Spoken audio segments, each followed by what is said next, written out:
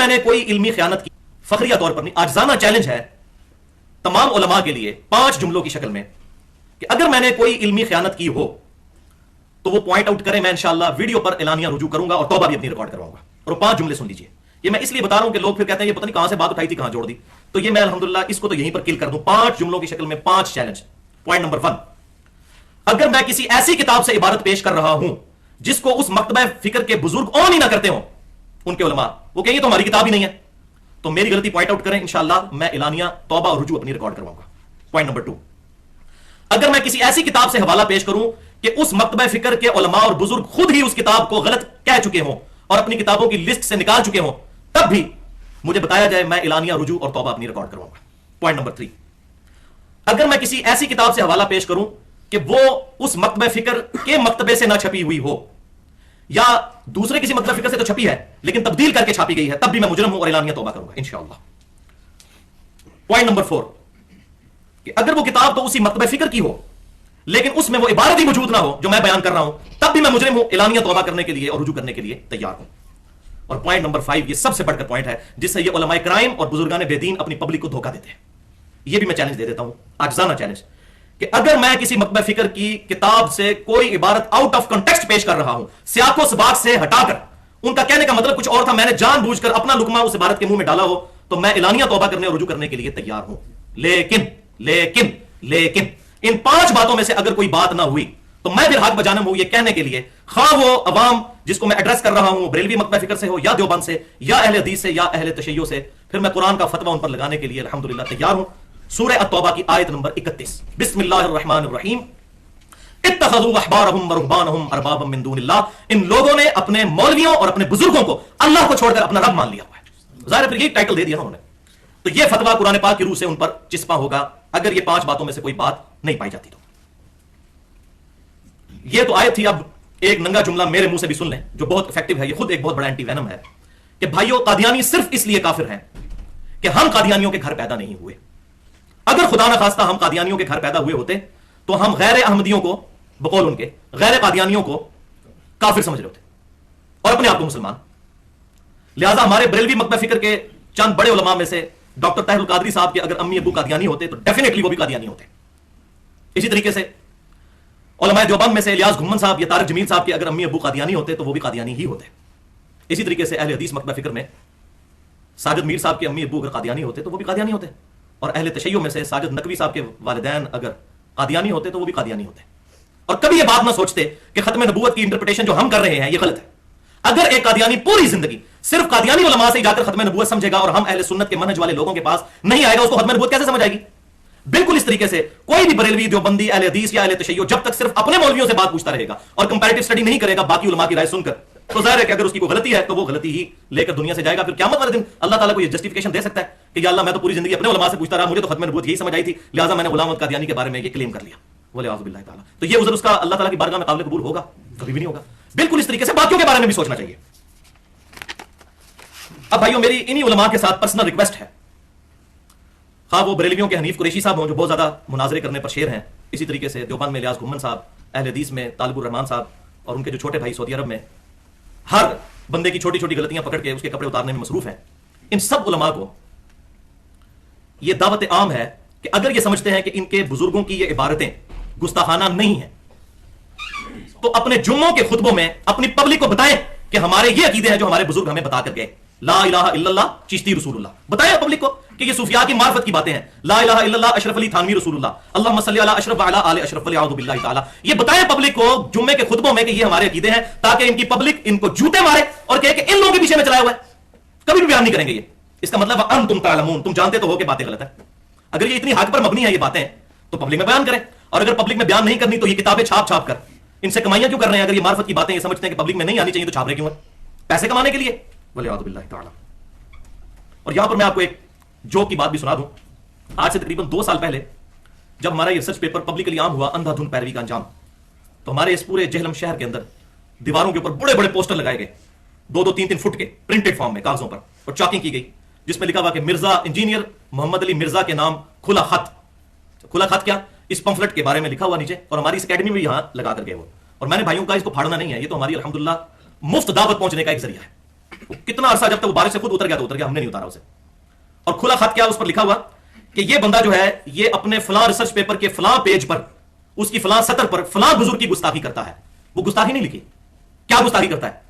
वो गुस्ताखी ये की है कि उधर लिखा हुआ है ला इलाहा इल्लल्लाह चिश्ती रसूलुल्लाह और मैंने कहा कि कलमा कुफर है, ये मैंने गुस्ताखी की है। अब उनको भी पता है कि अगर ये जुमला लिख दिया तो लोग कहेंगे सही तो कहता है भाई, ला इलाहा इल्लल्लाह अशरफ अली थानवी रसूलुल्लाह भाई सही तो कहता है कलमा कुफर है।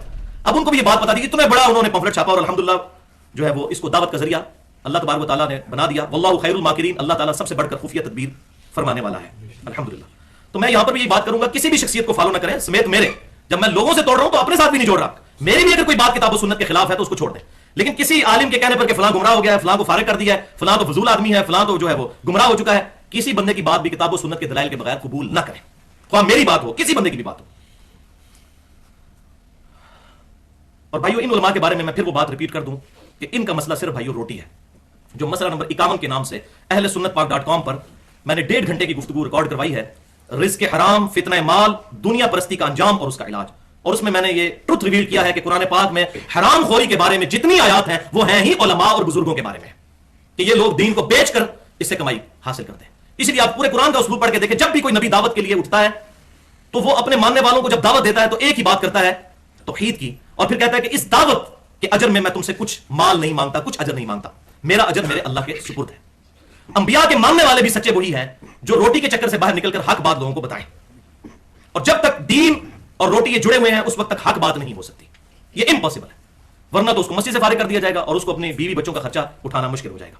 तो हम सब अपने लिए भी और तमाम जो दाईन इस्लाम है उनके लिए दुआ करते हैं कि अल्लाह ताला किसी की रोटी भी दीन के साथ ना जोड़े, और जिसके साथ ये मामला हो अल्लाह तबारक व तआला ऐसा मामला उसके साथ होने से पहले ही उसे ईमान और आफियत के साथ दुनिया से उठा ले ताकि उसकी आखिरत तो बचे। आमीन। अब भाइयों हम उन इबारात की तरफ आते हैं, और इन इबारतों का मैं सिर्फ कंपैरिजन करवाऊंगा, उलमा का नजरिया वर्सेस वही का फैसला। पहले वो इबारत पढ़ूंगा, एग्जैक्ट जो इबारत लिखी होगी उस किताब में, और उसके मुकाबले पर वही क्या कहती है, यानी किताब सुन्नत और इजमा, क्योंकि इजमा को मानना किताब सुन्नत ही को मानना है। इनका कंपैरिजन करवाऊंगा, फैसला अपनी तरफ से कोई सादर नहीं करूंगा, फैसला फिर आपके हाथ में है इंशाअल्लाह ताला। तो एक दफा दुरूशी पढ़ लीजिए। अल्लाहुम्मा सल्ली अला मुहम्मद व अला आलि मुहम्मद कमा सल्लैता अला इब्राहीम व अला आलि इब्राहीम इन्नका हमीदुम मजीद। अल्लाहुम्मा बारिक अला मुहम्मद व अला आलि मुहम्मद कमा बारकता अला इब्राहीम व अला आलि इब्राहीम इन्नका हमीदुम मजीद। अंधाधुंध पैरवी का अंजाम, उलमा का नजरिया नंबर 1।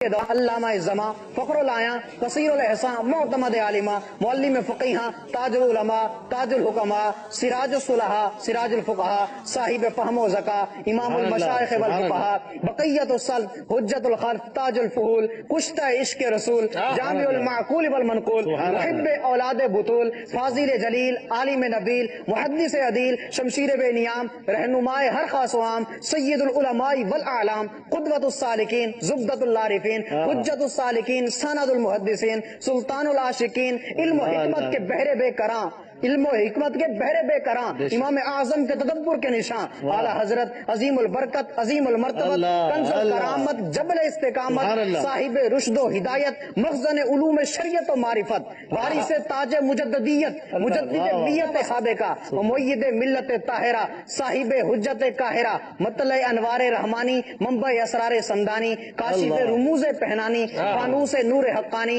नाइब गौस जिलानी जानशीन इमाम रब्बानी हक़ व सदाकत की निशानी अल हाफिज अल आलिम अल फाजिल अल मुहद्दिस अल मुफस्सिर अल मुदक्किक अल मुहक्किक अल मुफक्किर अल मुअर्रिख अश-शाह इमाम अहमद रज़ा खान नव्वर अल्लाहु मरकज़।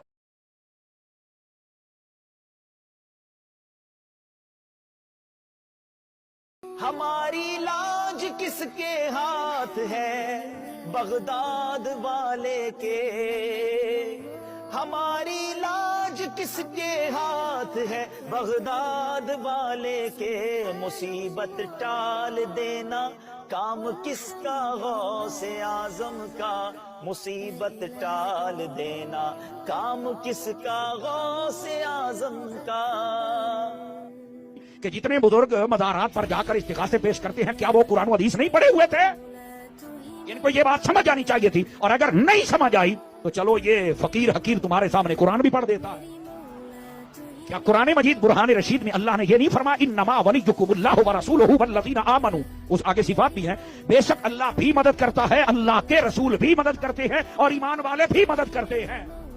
तो जब अल्लाह भी मदद करे तो अल्लाह से मदद मांगो, ठीक है, रसूल करे तो रसूल से मांगो, और जब वली करते हैं तो वली से मांगो। लेकिन इसका तर्जुमा खुद ही बता देगा। अब जब इस कॉन्टेक्स्ट में बात हो रही है कि काफरों को अपना दोस्त नहीं बनाना, अहले ईमान से अपनी दोस्ती रखनी है, उस कॉन्टेक्स्ट में ये बात हो रही है इन्नमा वलियुकुमुल्लाहु व रसूलुहु, तुम्हारे दोस्त तो सिर्फ है अल्लाह और उसका रसूल, वल्लज़ीना आमनू, और जो ईमान लेकर आए।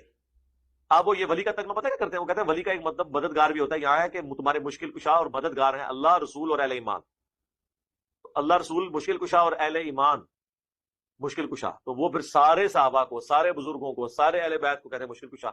यहाँ तो मुश्किल कुशाई का जिक्र ही नहीं हो रहा। स्टार्ट इससे हुआ था कि यहूद नसारा से अपनी दोस्ती नहीं करनी, दोस्ती करनी अहले ईमान से। उसको कंक्लूड किया जा रहा है कि तुम्हारे तो दोस्त सिर्फ होने चाहिए अल्लाह रसूल और अहले ईमान। कुरान बिल्कुल वाज़ेह है, यकीन करें कुरान को कॉन्टेक्स्ट की जरूरत ही नहीं, बाहर से अंदर ही कॉन्टेक्स्ट मौजूद है।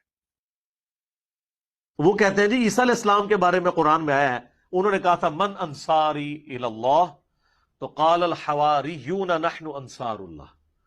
हजरत ईसा ने खुद मदद मांगी है जी गैरुल्लाह से, अपने साथियों से कि कौन अल्लाह के लिए मेरी मदद करेगा, और साथियों ने भी कहा कि हम अल्लाह के लिए आपकी मदद करने को तैयार हैं।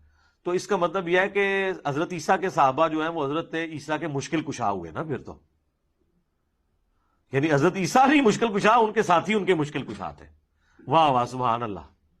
इसका ये मतलब ही नहीं है, वो कह रहे हैं कौन अल्लाह के लिए मदद करे मेरी दीन के कामों में।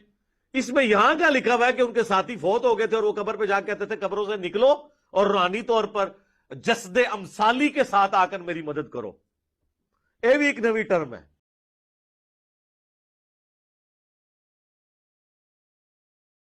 सजल यानी इकरारनामा या अहदनामा अता फरमाया, जिसका तूल जो है कितना लंबा है, वो रजिस्टर मशरिक से मगरिब तक है, और एक रिवायत है कि मिसले तूले नजर के है, यानी जहां तक निगाह पहुंचती है इतनी उसकी लंबाई है।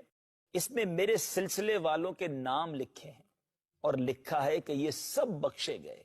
सुभान अल्लाह। एक मरतबा आपने मालिक के दोजख, हजरत मालिक जो हैं वो दोजख के दारोगा हैं, उनसे पूछा तुम्हारे यहां कोई शख्स मेरे सिलसिले वालों में से भी है? उन्होंने कहा जो कोई आपके साथ निस्बत रखता हो उसके रखने का मुझको हुक्म ही नहीं है। अल्लाह, ये बात है निस्बत वालों की। हजरत गौसे पाक फरमाते हैं दोज़ख का दारोगा है जिसका नाम है मालिक, उस फरिश्ते का नाम। मैंने उससे पूछा क्या मेरे मुरीदों मेरे दोस्तों में से तेरे पास कोई है दोज़ख में? उसने कहा मुझे अपने परवरदिगार की कसम कि आपके मुरीदों में से कोई भी नहीं है, कोई भी नहीं। फरमाया मेरा हाथ अपने मुरीद के सर पर इस तरह छाया हुआ है जिस तरह जमीन पर आसमान छाया हुआ है। फरमाया मुझे अपने रब के इज्जत और जलाल की कसम मेरा कदम उस वक्त तक जन्नत को नहीं उठेगा जब तक मैं अपने सारे मुरीदों को जन्नत में दाखिल ना करवा लूं। लजपाली देखिए, एक दिन गौसे आजम ये जो दरोगा जहन्नुम है ना, जहन्नुम के गेट कीपर, उसके पास चले गए थे। फरमाने लगे मुझे ये बताओ अभी तक मेरा मुरीद तो कोई नहीं आया दोज़ख। लजपाली हो तो ऐसी हो, जिनका हाथ पकड़ा है उनकी फिक्र कहां तक ले गई। गौसे आदम ने फरमाया मुझे बता जो भी मुजरिम जहन्नुम में जाता इस गेट से गुजर के जाता है, बता दरोगा जहन्नुम अब तक कोई मेरा मुरीद तो नहीं आया? उसने कहा हजरत अल्लाह की इज्जत की कसम अब तक तो कोई नहीं आया। फरमाया मुझे भी अल्लाह की इज्जत की कसम कयामत तक आने भी नहीं दूंगा। कितनी रिकत अंगेज हदीस है वो बुखारी मुस्लिम की हदीस शिफात, जिसमें नबी इस्लाम शिफात करेंगे और आप अल्लाह ताला से इजाजत तलब करेंगे, अल्लाह ताला आपके लिए तादाद मुकर्रर करेगा। बुखारी मुस्लिम में आता है कि जब मैं आखिरी दफा जहन्नम की तरफ जाऊंगा अपने उम्मतियों को जहन्नम से निकालने के लिए अल्लाह ताला के इज़्न से, तो दारोगा जहन्नम सैयदना मालिक अलैहिस्सलाम कहेंगे कि या रसूलल्लाह अब आपका कोई उम्मती भी जहन्नम में नहीं है सवाए उस शख्स के कि जिसे कुरान ने रोक रखा है, और वो कभी भी अब जन्नत में नहीं जा सकेगा जिसे कुरान ने रोक लिया। यानी कुरान ने अगर रोक लिया किसी को जन्नत में जाने से तो नबी इस्लाम उसकी शफाअत नहीं कर सकते। और कुरान ने किसे रोका है? इन्नहु मन युशरिक बिल्लाह फक़द हर्रमल्लाहु अलैहिल जन्नह व मअवाहु अन्नार व मा लिज़्ज़ालिमीन मिन अंसार। बेशक जिसने अल्लाह के साथ शिर्क किया अल्लाह ने उस पर जन्नत हराम कर दी है اس کا ٹھکانہ جہنم ہے اور وہاں اس کا کوئی مددگار نہیں ہوگا، حتیٰ کہ سید الاولین والآخرین، شفیع المذنبین، رحمت للعالمین، خاتم النبیین، سیدنا و مولانا امام اعظم محمد رسول اللہ صلی اللہ علیہ وآلہ وسلم بھی اس کے کچھ کام نہیں آئیں گے۔ بخاری مسلم دونوں میں حدیث ہے، اللہ تعالیٰ نے ہر نبی کو ایک مقبول دعا دی تھی جو اس نے دنیا ہی میں کر لی، اسی دعا کی وجہ سے قوم نوح بھی برباد ہوئی، حضرت نوح علیہ السلام نے دنیا میں وہ دعا کر لی۔ میں نے اپنی دعا سنبھال کے رکھی ہے قیامت کے دن کے لیے، اور میری اس دعا سے میرے ہر امتی کو نفع پہنچے گا سوائے اس شخص کے کہ جس نے دنیا میں کسی قسم کا شرک کیا ہوا۔ شرک is the most sensitive issue in the sight of Allah. تو تمہارا تو کوئی عقیدہ، کوئی دعویٰ قرآن میں لکھے نہیں، اس کے الٹ باتیں لکھی ہوئی ہیں۔ اتنا ظلم کیا تم نے اس کتاب کے ساتھ، تو تمہارا حشر وہی ہونا ہے جو قرآن میں لکھا ہے، وقال الرسول یا رب ان قوم اتخذوا هذا القرآن مہجورا۔ رسول اللہ قیامت کے دن شکایت کریں گے کہ اے اللہ میری امت نے قرآن کو پیٹھ کے پیچھے ڈال دیا تھا، ہمیں صرف شفاعت والا ورژن بتایا گیا جو حق ہے، لیکن جو شکایت لگنی ہے کہ قرآن کو پیٹھ کے پیچھے ڈال دیا تھا وہ نہیں ہمیں بتایا گیا، اور پریکٹیکلی ہمیں نظر آ رہا ہے کہ قرآن کو پیٹھ کے پیچھے ڈال دیا گیا، اور نبی صلی اللہ علیہ وآلہ وسلم کو اس چیز کا غم ہے کہ مجھے قیامت کے دن اپنی امت کے خلاف گواہی دینی پڑ جائے گی کیونکہ انہوں نے قرآن چھوڑ دیا۔ صحیح بخاری اور صحیح مسلم دونوں میں یہ حدیث موجود ہے۔ عبداللہ ابن مسعود رضی اللہ تعالیٰ عنہ کہتے ہیں کہ ایک دن نبی صلی اللہ علیہ وآلہ وسلم ممبر پر بیٹھے ہوئے تھے تو آپ نے مجھے آواز دی کہ عبداللہ ہمارے قریب آؤ اور ہمیں قرآن سناؤ۔ تو کہتے ہیں میں نے کہا یا رسول اللہ قرآن تو آپ پہ نازل ہوا ہے، میں آپ کو قرآن سناؤں؟ تو آپ نے فرمایا کہ مجھے لوگوں سے سن کر لطف محسوس ہوتا ہے۔ تو عبداللہ ابن مسعود رضی اللہ تعالیٰ عنہ کہتے ہیں کہ میں نے نبی صلی اللہ علیہ وآلہ وسلم کے حکم پر سورۃ النساء کی تلاوت کرنا شروع کی، اور میں جب آیت نمبر 41 پہ پہنچا، آپ اندازہ کریں نبی صلی اللہ علیہ وآلہ وسلم نے آلموسٹ یہ 6 رکوع ہیں جو تلاوت سنی ہے، تو 41 نمبر آیت پہ جب میں پہنچا فَكَيْفَ إِذَا جِئْنَا مِن كُلِّ أُمَّةٍ بِشَهِيدٍ، تو وہ کیا وقت ہوگا کہ جب ہم ہر امت میں سے ایک گواہ کو یعنی وقت کے پیغمبر کو اٹھائیں گے، کس لیے؟ تاکہ وہ اہل ایمان کے حق میں گواہی دے اور جو ان کے مخالفین تھے ان کے خلاف گواہی دے۔ وَجِئْنَا بِكَ عَلَىٰ هَٰؤُلَاءِ شَهِيدًا، اور اے نبی ہم تمہیں گواہ اٹھائیں گے ان کے اوپر، ان مشرکین عرب کے اوپر جنہوں نے آپ کی مخالفت کی، ان کے خلاف گواہی دینے کے لیے آپ کو جب اٹھائیں گے۔ یہ آیت سورہ النساء کی آیت نمبر 41 جب پڑھی حضرت عبداللہ ابن مسعود رضی اللہ تعالیٰ عنہ نے، تو بخاری مسلم کے الفاظ ہیں کہ نبی علیہ السلام نے کہا کہ عبداللہ بس کرو، عبداللہ بس کرو۔ وہ کہتے ہیں میں نے جب نگاہ اٹھا کے دیکھا تو نبی علیہ السلام کی مبارک آنکھوں سے آنسو روا تھے، آپ کی داڑھی تر ہو چکی تھی اس غم سے کہ مجھے اپنی امت کے خلاف اپنی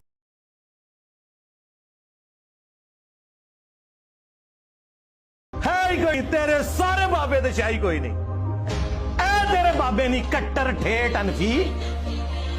وہ 26 دسمبر کی ڈیٹ ڈاکٹر اشرف جلالی پارٹی نے اناؤنس کر دی ہے۔ 26 دسمبر کے لیے تیار رہیں، اس سے پہلے جو بھی ٹائم بنتا ہے فیض ربانی صاحب کا اور شریف قریشی کا یہ اپنا ٹائم طے کریں۔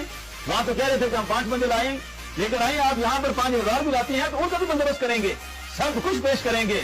26 دسمبر کا ٹائم طے ہے، 26 دسمبر سے پہلے آنا چاہتے ہیں تب بھی ہم تیار ہیں، 26 دسمبر کے بعد اگر وہ ٹائم بنتا ہے تب بھی مفتی نیب قریشی سے پوچھ لیں، جس وقت وہ اپنے موقف کو ثابت کرنے کے لیے تیار ہوتے ہیں ہمارے مرکز کے دروازے کھلے ہیں، ایک دفعہ آ جائیں۔ ہاں اب تیرا کیا بنے گا کالیا، جسے بڑا شوق تھا مناظرے کروانے کا، اب کروانا۔ اور انہوں نے تو کہا 1000 بندے لے کے آ جاؤ، کھانا بھی کھلائیں گے، اور اگر نہیں آ سکتے ہم تمہارے گھر آ جاتے ہیں۔ اب مجھے بتائیں اگر یہ مفتی حنیف قریشی صاحب اپنے اس وعدے میں سچے ہیں تو انہیں فیس کرنا چاہیے نا، جو بلا کے کہہ رہے ہیں۔ اگر یہ فیس نہ کرے تو آپ سمجھ لیں یہاں پہ ڈرامہ لگانے آیا تھا، اور میں پہلے پریڈکٹ کر رہا ہوں یہ کبھی بھی فیس نہیں کرے گا، نہ ادھر جا کے نہ اپنے پاس بلا کے۔ جس کے لیے وہ تغو کر رہے تھے، جس کے لیے وہ تغو کر رہے تھے، تو وہ کون سی حکومت ہوتی بھائی؟ اگلی بات پانی بند ہونے دے بارے وچ بہت زیادہ مبالغہ کیتا جاندہ ہے کہ جی پانی انج بند ہویا ہے کہ 3 دن بالکل ایک قطرہ بھی نہیں لبیا، یہ بھی جھوٹ ہے۔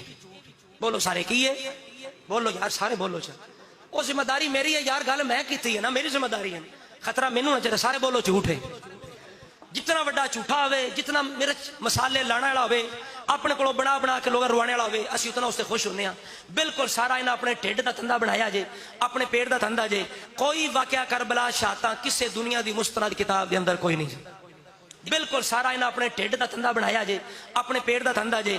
کوئی واقعہ کربلا شہادتاں کسے دنیا دی مستند کتاب دے اندر کوئی نہیں جے. بالکل سارا انہیں اپنے ٹھڈ دا تھندا بنایا جے, اپنے پیٹ دا تھندا جے. کوئی واقعہ کربلا شہادتاں کسے دنیا دی مستند کتاب دے اندر کوئی نہیں جے. سورت انہوں نے ایک جملہ اور نعرہ دیا ہے, میں کہتا ہوں عام کیا جائے اسے. میں مشورہ دیتا ہوں نقیبوں کو, خطیبوں کو, اس کو عام کرو کہ بھئی صحاب رسول گمراہ نہیں ہو سکتے, اولاد رسول گمراہ ہو سکتی ہے.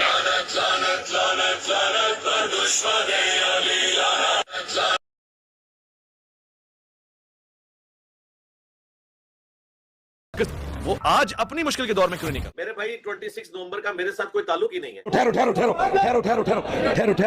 اس طرح سے بغیر رابطہ کیے ہوئے اپنی طرف سے کسی دن کو متعین کر کے اس پر مناظرے کا اعلان کر دینا, میں سمجھتا ہوں کہ یہ اخلاقی طور پر درست نہیں ہے. سوشل میڈیا پہ یہاں پر مناظرے اور مباحثے کے چیلنج بھی ہوئے, آؤ جی منجی ٹھکوا جاؤ, آؤ فلاں کر لو, میری دار تھلے آ گئے ہو, میں نے ان فرقوں کے جنازے نکال دیے, مرزا صاحب اے منجیاں ہی نہیں ٹھک دیاں نے جویں ہن ٹھکی ہے. جھوٹے بنائیے. اور مرزا محمد علی جیلمی صاحب کے مناظرے کے حوالے سے 26 تاریخ کی اناؤنسمنٹ کی ہے کہ 26 نومبر کو میرا اور مرزا محمد علی جیلمی صاحب کا مناظرہ ہونے جائے. جھوٹ بولو, بار بار جھوٹ بولو. جو شخص پوری دنیا کے سامنے چیلنج کرتا تھا کہ جناب ڈیمیج ہیز بین ڈن اور فلاں اور فلاں, آج جو معاذ اللہ خواجہ معین الدین چشتی, حضرت داتا سرکار پیر مہر علی شاہ صاحب, حضور غوث پاک, اللہ کی بھی گستاخ, بریلوی رسول اللہ کی بھی گستاخ.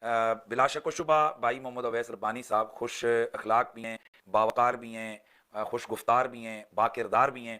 ان میں اللہ تعالیٰ نے بڑی خوبیاں رکھی ہوئی ہیں. علی بھائی آپ یاد کریں گے, آپ کے اس چاہنے والے نے اتنا آسان کر دیا آپ کے لیے کہ یہ 9 افراد کی کہانی بھی روک دو, صرف 26 نومبر کو بیٹھ جاؤ. 26 نومبر کو آپ سیمی فائنل کھیلیں, اور اس کے بعد جس نومبر, اکتوبر, جولائی, اگست, مئی, جون, جولائی کو آپ بولیں گے فائنل میں آپ کو کھلاؤں گا, اور یہ عوام کھلائے گی. مفتی تقی عثمانی کے پاؤں میں پڑ جائے گی, یہ جا کے مفتی منیب الرحمان کے پاؤں میں پڑ جائے گی کہ علی بھائی نے سیمی فائنل کھیل لیا ہے اور سیمی فائنل میں وہ کامیاب ہوئے, اب تم فائنل کھیلو. ہم اپنی تمام تر خوبیوں کے باوجود اس اناؤنسمنٹ میں شاید جذبات میں ان سے ایک اخلاقی کمزوری کا مظاہرہ ہوا ہے, اور وہ یہ ہے کہ انہوں نے اس اناؤنسمنٹ سے پہلے میرے سے اس تاریخ کو متعین کرنے کے حوالے سے کسی قسم کا کوئی رابطہ نہیں کی. وہ انہوں نے اپنی ویڈیو میں خود کہا ہے کہ نہ تو میں نے ان سے ٹائم لیا, نہ مفتی صاحب سے لیا. تو اس طرح سے بغیر رابطہ کیے ہوئے اپنی طرف سے کسی دن کو متعین کر کے اس پر مناظرے کا اعلان کر دینا, میں سمجھتا ہوں کہ یہ اخلاقی طور پر درست نہیں ہے. اور میں سمجھتا ہوں کہ یہ اخلاقی طور پر ان کی ذمہ داری تھی کہ وہ اناؤنسمنٹ سے پہلے مجھ سے فون کر کے پوچھ لیتے. ایک زمانہ ہو گیا ہے, اکتوبر میں ہم نے یہ بات کی, اور اب تک ویڈیوز بنانے والی سرکار ایک ویڈیو بنا کے یہ نہیں کہہ رہی کہ میں مطالعہ کر رہی ہوں. بریلوی ہیں اور بریلویوں کے سامنے مناظرہ ہو نہیں سکتا, یہ آپ کہہ رہے ہیں. مرنے سے پہلے ہے مسلمان, کر لیں اس بات پہ غور. خبرے کی فضا اور ہے, مناظرے کی فضا اور ہے. آپ رات جب یہاں رش لگا کر کھڑے ہوں گے تو یہ انتظامیہ کے لیے ایک جواز بنے گا کہ بھئی یہاں لا اینڈ آرڈر کا مسئلہ ہو رہا ہے, اور ہم یہاں جو ہے نا یہ اس کو الاؤ نہیں کر سکتے. علماء صاحب کے ہاتھ کے اوپر 5 لاکھ علماء کی بیعت ہے, میں ان میں سے کسی عالم کے ساتھ بات کرتا ہوں. 5 لاکھ ہے میرے پاس, تو عمر نو بھی ہو ختم نہیں ہوگا, تو ٹریک فائنل کھلاؤ مجھے. اور صحابہ کرام والے بیت اطہار اس نے کسی کو نہیں چھوڑا.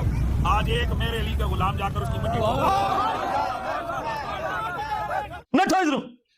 مرزا صاحب کی طرف ہمارا پیغام جا چکا ہے. ان کے جو سیکیورٹی کے لوگ ہیں, ہم نے تحریراً بھی چیز بھیجی ہے کہ بھئی ہم آپ کے اکیڈمی کے باہر آ چکے ہیں. لازم ہے کہ ہم بھی دیکھیں گے جڑا انج للکارے میرے نبی صاحب ہے ہی کوئی نہیں, تیرے سارے بابے تے شاہی کوئی نہیں.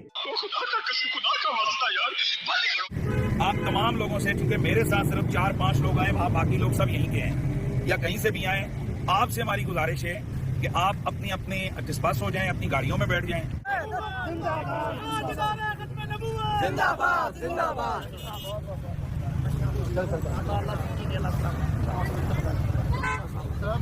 تو اس کو یوں ہی سمجھیں کہ کوئی شخص نہ لڑکی والوں سے ٹائم لے, نہ لڑکے والوں سے, اور برات لے کے پہنچ جائے اور کہ جی کرو. پہ جو ہدایت پہ نظریں جمائے بیٹھی ہیں, ان کانوں پہ جو ذکر خیر کے منتظر رہتے ہیں, اور ان قدموں پہ جو ہدایت کی راہ پہ کام کرتے ہیں. تمام احباب کو, ان لوگوں کو صبح سے لے کر یہاں صحافی برادران یا دیگر احباب جو منتظر تھے, اور چاہتے تھے کہ علماء علمی گفتگو اپنے علمی انداز سے کریں. میں نے تو مناظرے کا کہا ہے. ہم اگر عوام کے سامنے حقائق لانا ضروری تھے. کون صرف دعوے کرتا ہے, کون اس کو اس کے اوپر عملی پیرا ہو کر یقینی طور سے بیٹھ کر بات کرتا ہے, منطق, دلائل, حقائق, روایت, عبارت پیش کرتا ہے. میں ہمیشہ سے کہہ رہا ہوں اور اب یہ چیز سچی ہوتی ہوئی نظر آ رہی ہے. جس عدالت میں جاؤ گے میں اس عدالت میں تجھے اور تیرے سارے سورماؤں کو الٹا کر کے دکھاؤں.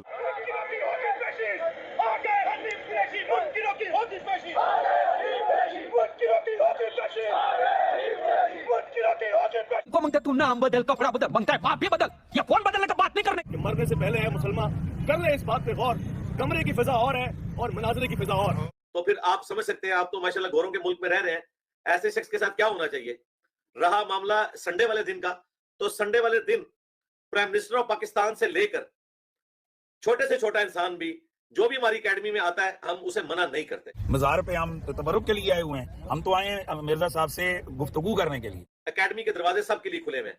رہ گیا یہ والا جو تماشا انہوں نے لگانا ہے یا لگانا چاہتے ہیں, اس کا میرے سے کوئی تعلق ہی نہیں میرے بھائی. تو بہرحال ابھی دیکھیں ہم سے مذاکرات چل رہے ہیں. اگر تو پرامن طریقے سے ہمیں بیٹھ کر ظاہر گفتگو نہ روڈوں پہ ہوتی ہے اور نہ یا میں پہلے کہہ رہا ہوں کہ ہم شرارتی لوگ نہیں ہیں, نہ میں نے اس کو رسپانس کرنا ہے, نہ مجھے کوئی ضرورت ہے رسپانس کرنے کی, کیونکہ مجھ سے تو انہوں نے پوچھا ہی نہیں ہے, نہ مفتی صاحب سے پوچھا ہوا ہے. تو اگر وہ ہماری یہ بات مانتے ہیں بھلے مرزا صاحب ہمیں کوئی ٹائم دیں, ان کا درس کا ٹائم ہے تو آفٹر درس وہ ہمیں بلا لیں جیسے ان کی مرضی ہے.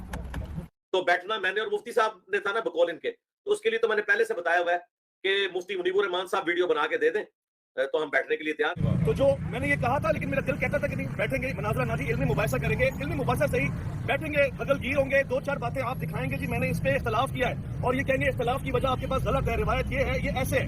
یہی گفتگو ہوتی ہے اور یہ شیوا رہا ہے علماء کرام کا, یہ طریقہ رہا ہے اور یہی چیز پسندیدہ ہے. یہ بڑی معقول وجہ ہے. اور یہ جو کہتے ہیں بار بار کہ یہ کمزور لوگوں کے ساتھ بیٹھتا ہے, تو کیا مفتی منیب الرحمان کو یہ کمزور سمجھتے ہیں؟ بریلوی مکتب کے بہت بڑے عالم دین, آپ سمجھ لیں وہ ٹاپ 5 کے اندر تو آتے ہیں. اور بریلویوں میں ایک بہت بڑا دھڑا ہے جنہوں نے ناسبیت کا علم اٹھایا ہوا ہے, بنو امیہ کا جھوٹا دفاع کرنے کا, اس کے وہ ہیڈ ہیں. مگر مجھے یہاں پر آ کے دل ٹوٹا ہے, افسوس ہوا ہے. سب لوگ کھڑے ہوئے, اہلیان چہلم آ گئے, انہوں نے اپنی شکایتیں نوٹ کرائی, ہر بندے نے اپنا اپنا ذمہ کیا. اگر نہیں آئے تو وہ نہیں آئے جنہوں نے کہا تھا کہ ٹائم قیامت تک ہے. کہانی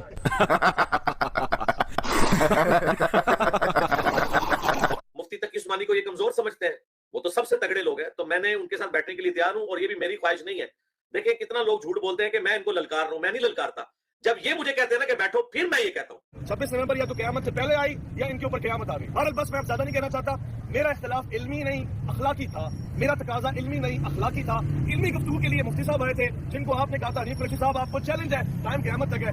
26 نومبر آ گئی اور مفتی صاحب آ گئے. میں ان سے معذرت تھا ہوں اور اس بات کا اظہار کرتا ہوں کہ جی اگر میدان میں سامنے والا نہ آئے نا, تو جو آ کے ڈٹ کے کھڑا ہو جائے وہ حیدر کرار کا نمائندہ ہوتا ہے, وہ مفتی ہوتا ہے, فرمانبردار ہوتا ہے. مفتی صاحب آپ کی آج یقینی طور سے سب نے دیکھ لیا فیصلہ عوام کے سامنے, اس سے زیادہ میرے پاس کچھ نہیں ہے. تو یہ بات ہی بالکل اب الٹ ہو جاتی ہے. تو یہ بہت زیادہ جھوٹ میرے بارے میں بولا جاتا ہے. ابھی اگلے دن پی ٹی آئی والے بھائیوں نے بھی کہا کہ انہوں نے ہمیں یہ کہہ دیا, جب تم نے مجھے جھوٹ بول کے کہا کہ یہ بک گیا ہے, یہ ہو گیا, وہ ہو گیا, تو اس کے رسپانس میں نے تمہیں یہ بات کی, میں نے انیشیٹ نہیں کیا تھا اسے. ہم نے مرزا صاحب سے کہا, ان کے لوگ آئے, تحریری پیغام دیا کہ ہم لوگ آئے ہیں, ہم یہاں کوئی لا اینڈ آرڈر, کوئی شرارت, کوئی کچھ بھی نہیں کرنا چاہتے. آپ آئے.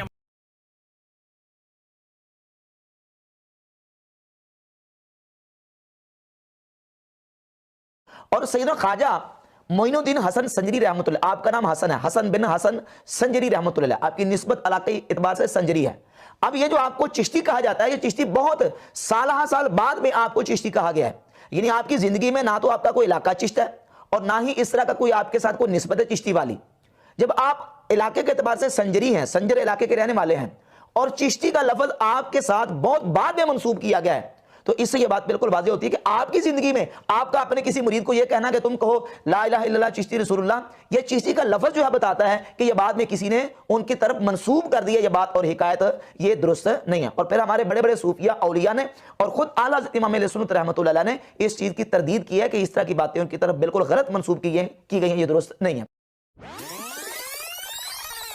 خواجہ معین الدین چشتی اجمیری قدس سرہ نے فرمایا کہ میں حضرت مخدوم شیخ یوسف چشتی قدس سرہ کی خدمت میں حاضر تھا. ایک شخص بیعت کے ارادے سے آیا, خواجہ کے قدموں پر اپنا سر رکھا اور عرض کیا بیعت کے لیے حاضر ہوا ہوں. خواجہ پر کیفیت طاری تھی. یہ بات نوٹ کریں, مسلم شریف کی وہ حدیث نکال لیں کیا کہ خواجہ پر کیفیت طاری تھی. ان کی میں وضاحت ذرا بعد میں کرتا ہوں. اور پھر فرمایا کہ اگر تم کہو کہ لا الہ الا اللہ چشتی رسول اللہ تو میں تمہیں مرید کر لوں. چونکہ وہ شخص دھن کا پکا اور سچا تھا اس نے فوراً اقرار کر لیا کہ خواجہ نے بیعت کے لیے اسے اپنا ہاتھ دیا اور اسے بیعت کر لیا. پھر فرمایا سنو میں کون ہوں. کوٹھی صاحب یہ بات آپ کیوں چھوڑ گئے؟ اس لیے چھوڑ گئے کہ آپ نے خیانت کرنی تھی. خواجہ نے کیا فرمایا؟ سنو کہ میں کون ہوں اور کیا ہوں. محمد الرسول اللہ صلی اللہ علیہ وسلم کے دربار کے کمینے غلاموں میں سے ایک ہوں.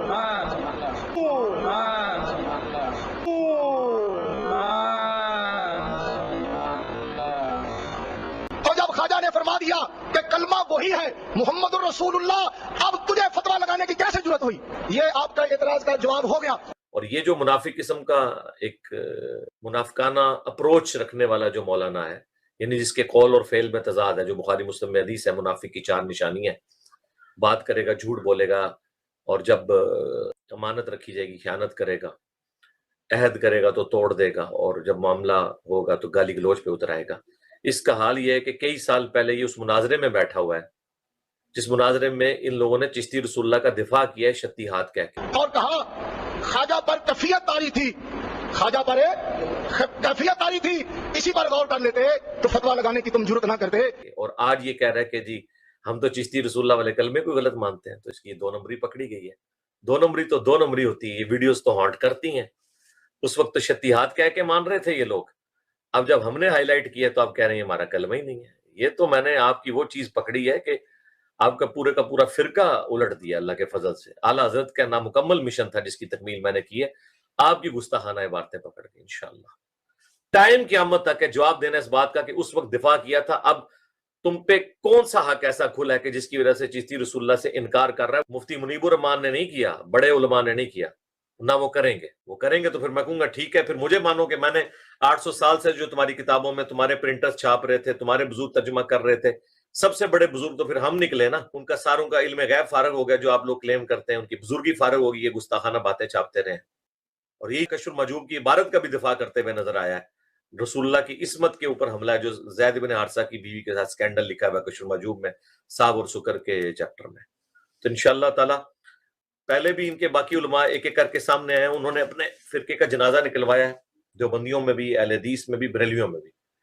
تو ایک دفعہ بھی جنازہ ہو چکا تھا, میرا خیال ہے دوبارہ جنازہ پڑھوانا ہے, تو اس کے لیے آگے انشاءاللہ تعالی. ابھی تک صرف ایک پبلیکیشن نے جو شبیر بردرز ہے انہوں نے نکالا ہے, اور وہ بھی نکالا کوئی نہیں, اس تو چنگا سی نہ ہی کٹ دے. چشتی کی جگہ انہوں نے محمد کر دیا ہے, اور باقی واقعہ سارا وہی لکھا ہوا ہے. مولوی دیکھو نا, دماغ پورا جہی ہوتا ہے مولوی دا, تسی واقعہ ہی کٹو, لہذا نکلیا کوئی نہیں ہو.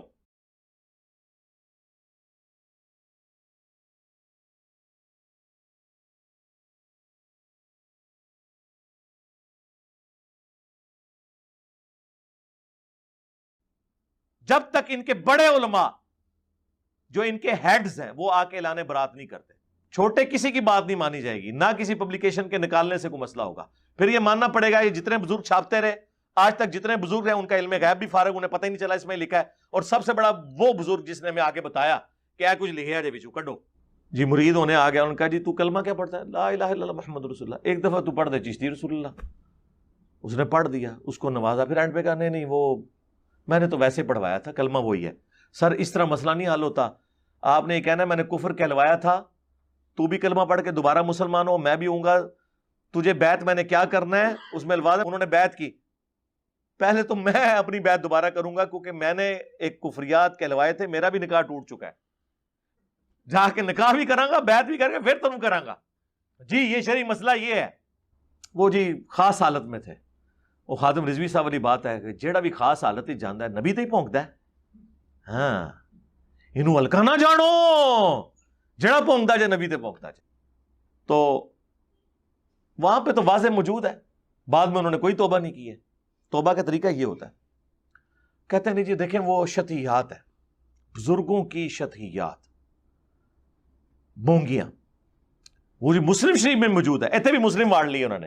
میرے بھائی مسلم شریف کی حدیث ہے, کہیں گے تو پڑھ دوں گا. مسلم شریف کی حدیث ہے, ایک بندہ اللہ تبارک و تعالیٰ کی بارگاہ میں وہ توبہ کر رہا تھا, محبت میں, وہ فرد محبت میں, شدت کی خوشی میں وہ اللہ کی بارگاہ میں عرض تو کرنا چاہتا تھا, अल्लाहुम्मा अंता रब्बी आना अब्दो का, और फर्द मोहब्बत में, ये भी एक कैफियत का नाम है ना, ये भी एक कैफियत का नाम है, और यहाँ का ख्वाजा पर एक कैफियत आई थी, तो उसने ये कह दिया अल्लाहुम्मा अंता अब्दी आना रब्बो का, मैं तेरा रब हूँ, अल्लाह तू मेरा बंदा है। ये हदीस है मुस्लिम में। मुस्लिम शरीफ में यह लिखा हुआ है, नबी इस्लाम ने एक शख्स की तौबा का वाकया बयान किया है तमसील के तौर पर, कि अल्लाह ताला को अपने गुनाहगार बंदे की तौबा से क्या खुशी होती है, जैसा कि किसी का सामान लदा हुआ हो ऊंट के ऊपर और वो किसी रेगिस्तान में हो, अचानक उसकी सवारी गुम जाए और वो अपनी मौत का इंतज़ार करना शुरू कर दे, फिर एकदम से वो सवारी सामने आ जाए, क्योंकि रेगिस्तान में सवारी घूमने का मतलब है कि अब कई मील तक आपके पास कोई पानी नहीं, खाने पीने की चीज़ नहीं। वो इतना खुश हो कि उसकी ज़ुबान से निकले ऐ अल्लाह तू मेरा बंदा मैं तेरा रब, बजाय इसके कि वो ये कहता कि ऐ अल्लाह मैं तेरा बंदा तू मेरा रब, मिन शिद्दतिल फराह, ये आगे अल्फाज हैं, खुशी की शिद्दत की वजह से जुबान लड़खड़ा गई। ये नहीं कि बेटा पढ़, ये तो चीज ही हो रहा है, और उसको क्या हुजूर ने एंडोर्स किया कि उसने सही कहा है? आपने उसको गलत ही कहा है और कहा कि जुबान लड़खड़ाने की वजह से। वो तो मेरी भी कई बार लड़खड़ा जाती है, वो बाजू का उसका क्लिप काट लेते हैं कि देखें नहीं क्या कह दिया, हालांकि मुझे पता भी नहीं होता उस वक्त क्या बात होगी। तो इस वाक्य से उन्होंने कहा जी वो जी बाबा जी ने भी जो पढ़वाया था ना वो इसमें आता है। दो बिल्कुल डिफरेंट चीजें।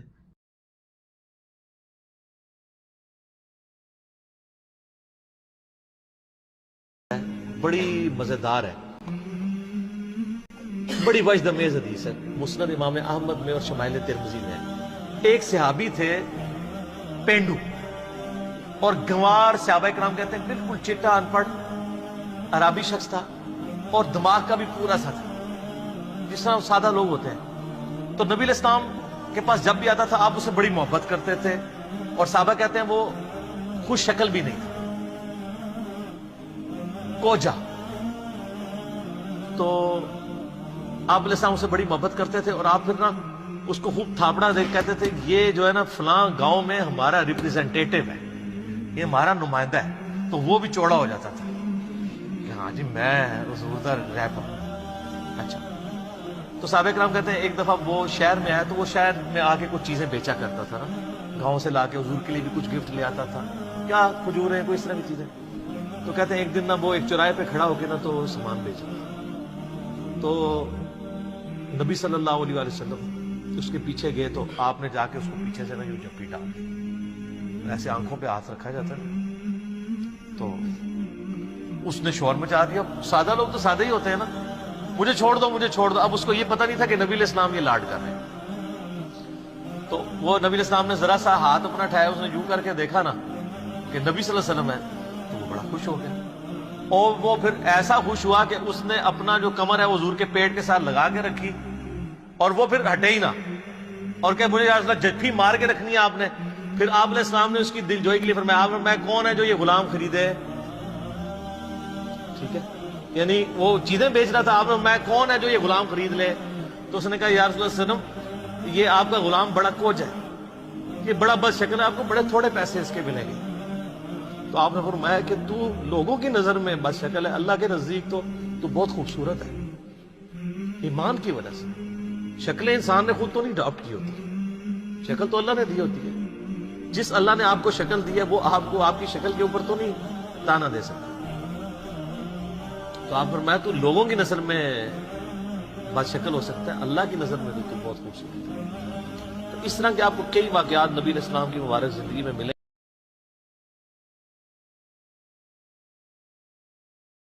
आलिम मौलाना शेख जकरिया सहारनपुरी साहब, जिन्होंने तबलीगी जमात की किताबें लिखी हैं, वो अपनी किताब फजाइल सदकात के पेज नंबर 558 पर लिखते हैं, और ये फजाइल सदकात जो रायविंड से छपती है कुतुब खाना फैजी लाहौर की, अपने बुजुर्ग के बारे में लिखते हैं मौलाना रशीद अहमद गंगोई साहब देवबंदी।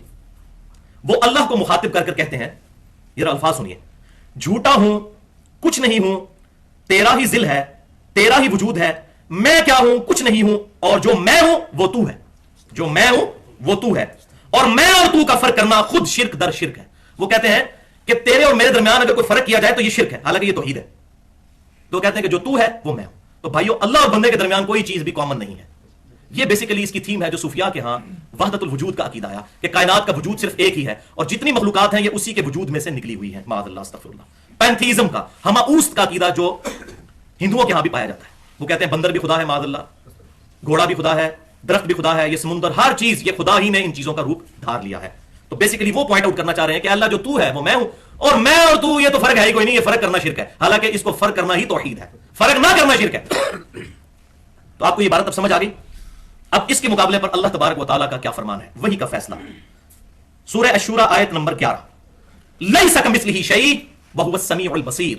اس کی مثل کوئی شے نہیں ہے, وہی سننے والا اور دیکھنے والا ہے. اللہ فرما رہے ہیں میری تو مثل ہی کوئی نہیں ہے, پھر جو تو ہے وہ میں ہوں. والعیاذ باللہ تعالی. علماء کا نظریہ نمبر 2, یہ بریلوی مکتبہ فکر کے بہت بڑے عالم مولانا احمد رضا خان صاحب بریلوی, ملفوظات حصہ 4 صفحہ 377, جو کہ ہمارے بک کارنر جہلم سے شائع ہوا, اور اس وقت اعلی حضرت .net نام کی بریلی کی ایک ویب سائٹ ہے, اس پر بھی یہ سارے ملفوظات رکھے ہوئے ہیں. تو وہ اپنے ملفوظات میں ذکر کرتے ہیں جب مجمع ہوا کفار کا مدینہ پر کہ اسلام کا قلع کما کر دیں, یہ غزوہ احزاب کا واقعہ ہے. رب عز و جل نے مدد فرمانا چاہی اپنے حبیب صلی اللہ علیہ وسلم کی, تو شمالی ہوا کو حکم ہوا کہ جا اور کافروں کو نیست و نابود کر دے. حکم کس کا ہو رہا ہے؟ اللہ کا. ہوا کو, شمالی ہوا کو.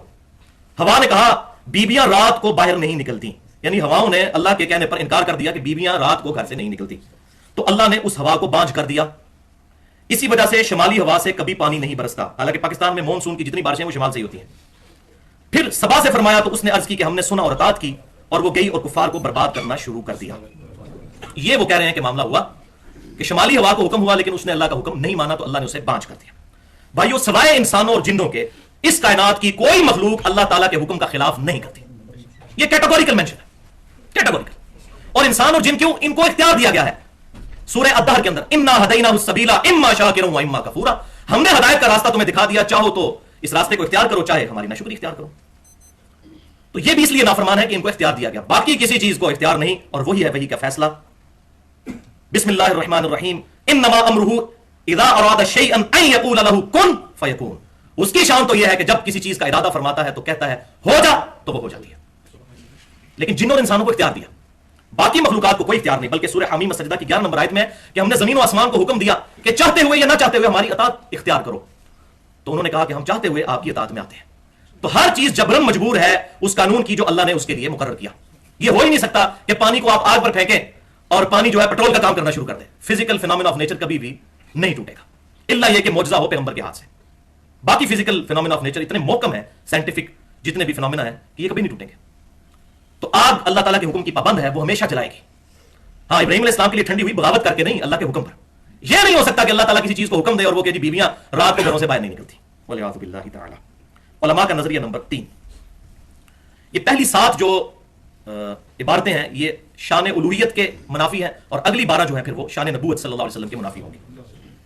علماء کا نظریہ نمبر 3, مفتی احمد یار خان نعیمی صاحب جو ہمارے قریب ہی 40 منٹ کی ڈرائیو ہے, گجرات شہر کے بہت بڑے عالم تھے بریلوی مکتبہ فکر کے.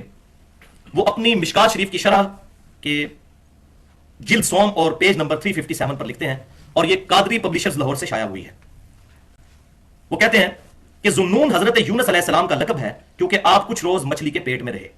اور آپ حیران ہوں گے کہ مشکات شریف میں وہ حدیث جو صحیح ہے, جامعہ ترمذی کے ریفرنس سے لے کر آئے مشکات والے, کہ جو بھی شخص اللہ کے حضور لا الہ الا انت سبحانک انی کنت من الظالمین یہ دعا پڑھ کر متوجہ ہو, اللہ تعالیٰ اس کو کبھی محروم نہیں لوٹاتا. اس حدیث کی یہ شرح کر رہے ہیں مفتی صاحب, یہ شرح ذرا دیکھیے آپ, حدیث کی شرح ہو رہی ہے. ذوالنون حضرت یونس علیہ السلام کا لقب ہے کیونکہ آپ کچھ روز مچھلی کے پیٹ میں رہے. علماء فرماتے ہیں کتاب و سنت میں نہیں ہے, کہ اس مچھلی کا پیٹ اللہ کے عرش اعظم سے بھی افضل ہے. والعیاذ باللہ تعالی. کہ ایک پیغمبر کا کچھ دن تجلی گاہ رہا, جب مچھلی کا پیٹ عرش اعظم سے افضل ہو گیا تو حضرت آمنہ خاتون کا وہ شکم پاک جس میں سید الانبیاء صلی اللہ علیہ وسلم 9 ماہ تک جلوہ افروز رہے, وہ تو عرش اعظم سے کہیں افضل ہے. والعیاذ باللہ تعالی.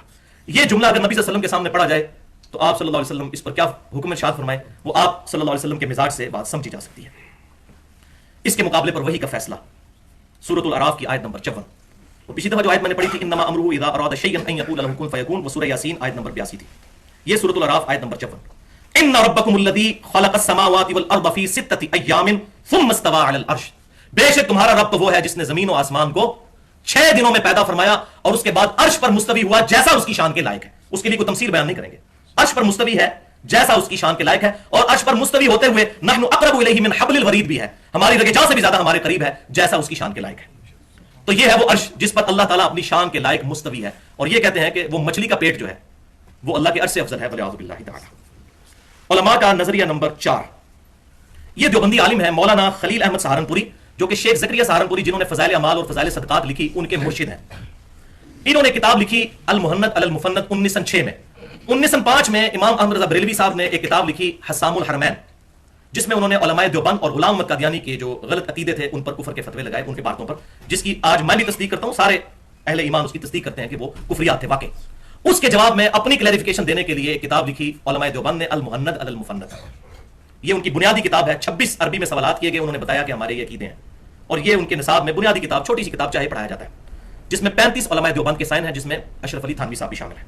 उसमें ये अकीदा लिख रहे हैं कि हमारा अकीदा क्या है, और यही अकीदा अल मुहन्नद अल मुफन्नद जो कि मकबतुल इल्म लाहौर से छपी, उसके सफा 28 पर, और शेख ज़करिया सहारनपुरी साहब की जो फज़ाइल हज है जो तबलीगी जमात वाले कुतुबखाना फैजी से छापते हैं, उसका सफा 138 है।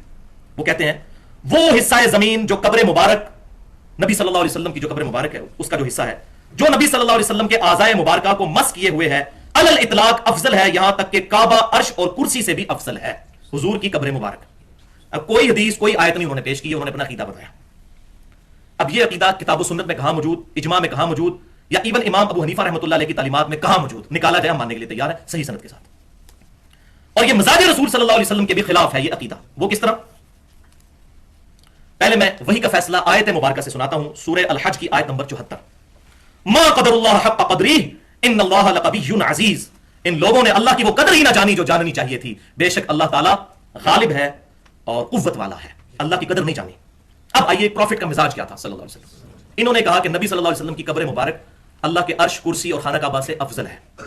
तो फिर इसके आगे मैं एक जुमला जोड़ता हूं, अगर फिर खाना काबा से उन सारी चीजों से अफजल है वो, तो फिर कब्र मुबारक का तवाफ भी होना चाहिए। अगर खाना काबा का तवाफ होता है, अल्लाह के लिए हो, कब्र का तवाफ शुरू कर दिया जाए, फिर ये रिजल्ट तो निकलेंगे। तो इसके मुकाबले पर आप सल्लल्लाहु अलैहि वसल्लम की तालीमात क्या है? वो सही बुखारी इंटरनेशनल नंबर के मुताबिक 3445 नंबर हदीस है, किताबुल अंबिया चैप्टर में। सैयदना उमर फारूक रज़ियल्लाहु ताला अन्हु कहते हैं कि मैंने खुद अपने महबूब सल्लल्लाहु अलैहि वसल्लम से ये बात सुनी कि मेरी शान को उस तरह मत बढ़ा देना जिस तरह नसारा यानी ईसाइयों ने अपने पैगंबर की शान को एक हद से आगे बढ़ा दिया था। मैं अल्लाह का बंदा और उसका रसूल हूं, मुझे अल्लाह का बंदा और उसका रसूल ही कहना, अब्दुहु व रसूलुहु। दूसरी हदीस सही मुस्लिम में किताबुल मसाजिद चैप्टर में इंटरनेशनल नंबर के मुताबिक 1188 नंबर है। सैयदना जुंदुब रज़ियल्लाहु ताला अन्हु कहते हैं कि मैंने नबी सल्लल्लाहु अलैहि वसल्लम को उनकी वफात से 5 दिन पहले ये बात कहते हुए खुद सुना। ये मिजाज आपको पता चलेगा। फरमाया, खबरदार, तुमसे पहले लोग अपने अंबिया इकराम अलैहिस्सलाम और नेक लोगों की कब्रों को सजदागाह बना लेते थे। खबरदार, तुम लोग कब्रों को सजदागाह ना बनाना, बेशक मैं तुम्हें इस हरकत से मना करता हूं। इसके अलावा भी कितनी हदीसें हैं बुखारी और मुस्लिम में आपकी मर्ज़ वफात की। अल्लाह की लानत हो यहूद और नसारा पर, उन्होंने अपने नबियों की कब्रों को सजदागाह बनाया। ये बुखारी में भी है और मुस्लिम में भी। इसमें मेरा पूरा लेक्चर है, मसला नंबर 63 के नाम से विलादत मुस्तफ़ा सल्लल्लाहु अलैहि वसल्लम और रसूलुल्लाह की आखिरी वसीयतें। 2 घंटा और तकरीबन 19 मिनट की गुफ्तगू है, और रिसर्च पेपर भी है रसूलुल्लाह की आखिरी वसीयतें, रिसर्च पेपर नंबर 1 सल्लल्लाहु अलैहि वसल्लम। आप सल्लल्लाहु अलैहि वसल्लम का मिजाज क्या था? मुस्नद इमाम अहमद में सही सनद के साथ ये हदीस मौजूद है, जो हमारे रिसर्च पेपर दुआ सिर्फ अल्लाह ही से, उसमें भी लिखी हुई है। एक सहाबी ने नबी सल्लल्लाहु अलैहि वसल्लम के सामने ये कह दिया, माशा अल्लाह व शिअता, ऐ अल्लाह के रसूल, जो अल्लाह चाहे और जो आप चाहें। अब सहाबी ने कोई अल्लाह समझ के तो नबी सल्लल्लाहु अलैहि वसल्लम को ये नहीं कहा, अल्लाह का बंदा ही समझ कर कहा। लेकिन आप सल्लल्लाहु अलैहि वसल्लम ने फरमाया, अजअलतनी लिल्लाहि अदला, क्या तूने मुझे अल्लाह के बराबर ठहरा लिया? बल कुल माशा अल्लाह वहदा, बल्कि ये कहो जो अकेला अल्लाह चाहे। अब उस सहाबी कोई आज के दौर का तो नहीं था कि या रसूलल्लाह मैंने आपको वो अताई माना है और गैर मुस्तकिल बिज़ात माना है और बिइज़्निल्लाह माना है। उन्होंने आगे से कोई इस तरह का माअज़ल्लाह अस्तग़फिरुल्लाह आर्गूमेंट नहीं किया। उनको पता था, हुजूर को भी पता था, इसने रब मान के नहीं मुझे कहा, लेकिन आपने वो इशू उधर ही किल कर दिया। और इससे बढ़कर बड़ी हैरानकुन हदीस सही मुस्लिम में, एक सहाबी खुतबा दे रहे थे तो आप सल्लल्लाहु अलैहि वसल्लम सुन रहे थे उनकी तकरीर। तो उन्होंने आयत पढ़ी, वमन युतिइल्लाह व रसूलहु फक़द फ़ाज़ फ़ौज़न अज़ीमा, जो कोई अल्लाह और उसके रसूल की इताअत करता है तो वो कामयाब हुआ और बड़े ऊंचे दर्जे की कामयाबी पर फायज हुआ। इसके साथ उन्होंने कहा, आयत तो थी वमन यअसिल्लाह व रसूलहु फक़द ضل ضلالا मुबीना, जो कोई अल्लाह और उसके रसूल की नाफरमानी करे तो वो खुली गुमराही में जा पड़ा। ये सूरह अल-अहज़ाब की दोनों आयतें हैं। तो उसने क्या कहा? पहले तो उसने सही पढ़ा, वमन युतिइल्लाह व रसूलहु फक़द फ़ाज़ फ़ौज़न अज़ीमा, और फिर साथ कहा, और जिसने इन दोनों की नाफरमानी की।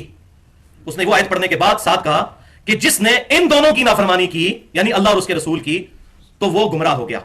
अब गलत बात कही, लेकिन आप सल्लल्लाहु अलैहि वसल्लम ने इस पर उनको मना फरमाया और कहा कि यूं मत कहो। उसके अल्फाज है, बिअसल खतीब अंता, कितना बुरा खतीब है तू। تو نے یہ کیوں کہا کہ ان دونوں کی؟ تجھے کہنا چاہیے تھا اللہ اور اس کے رسول کی نافرمانی.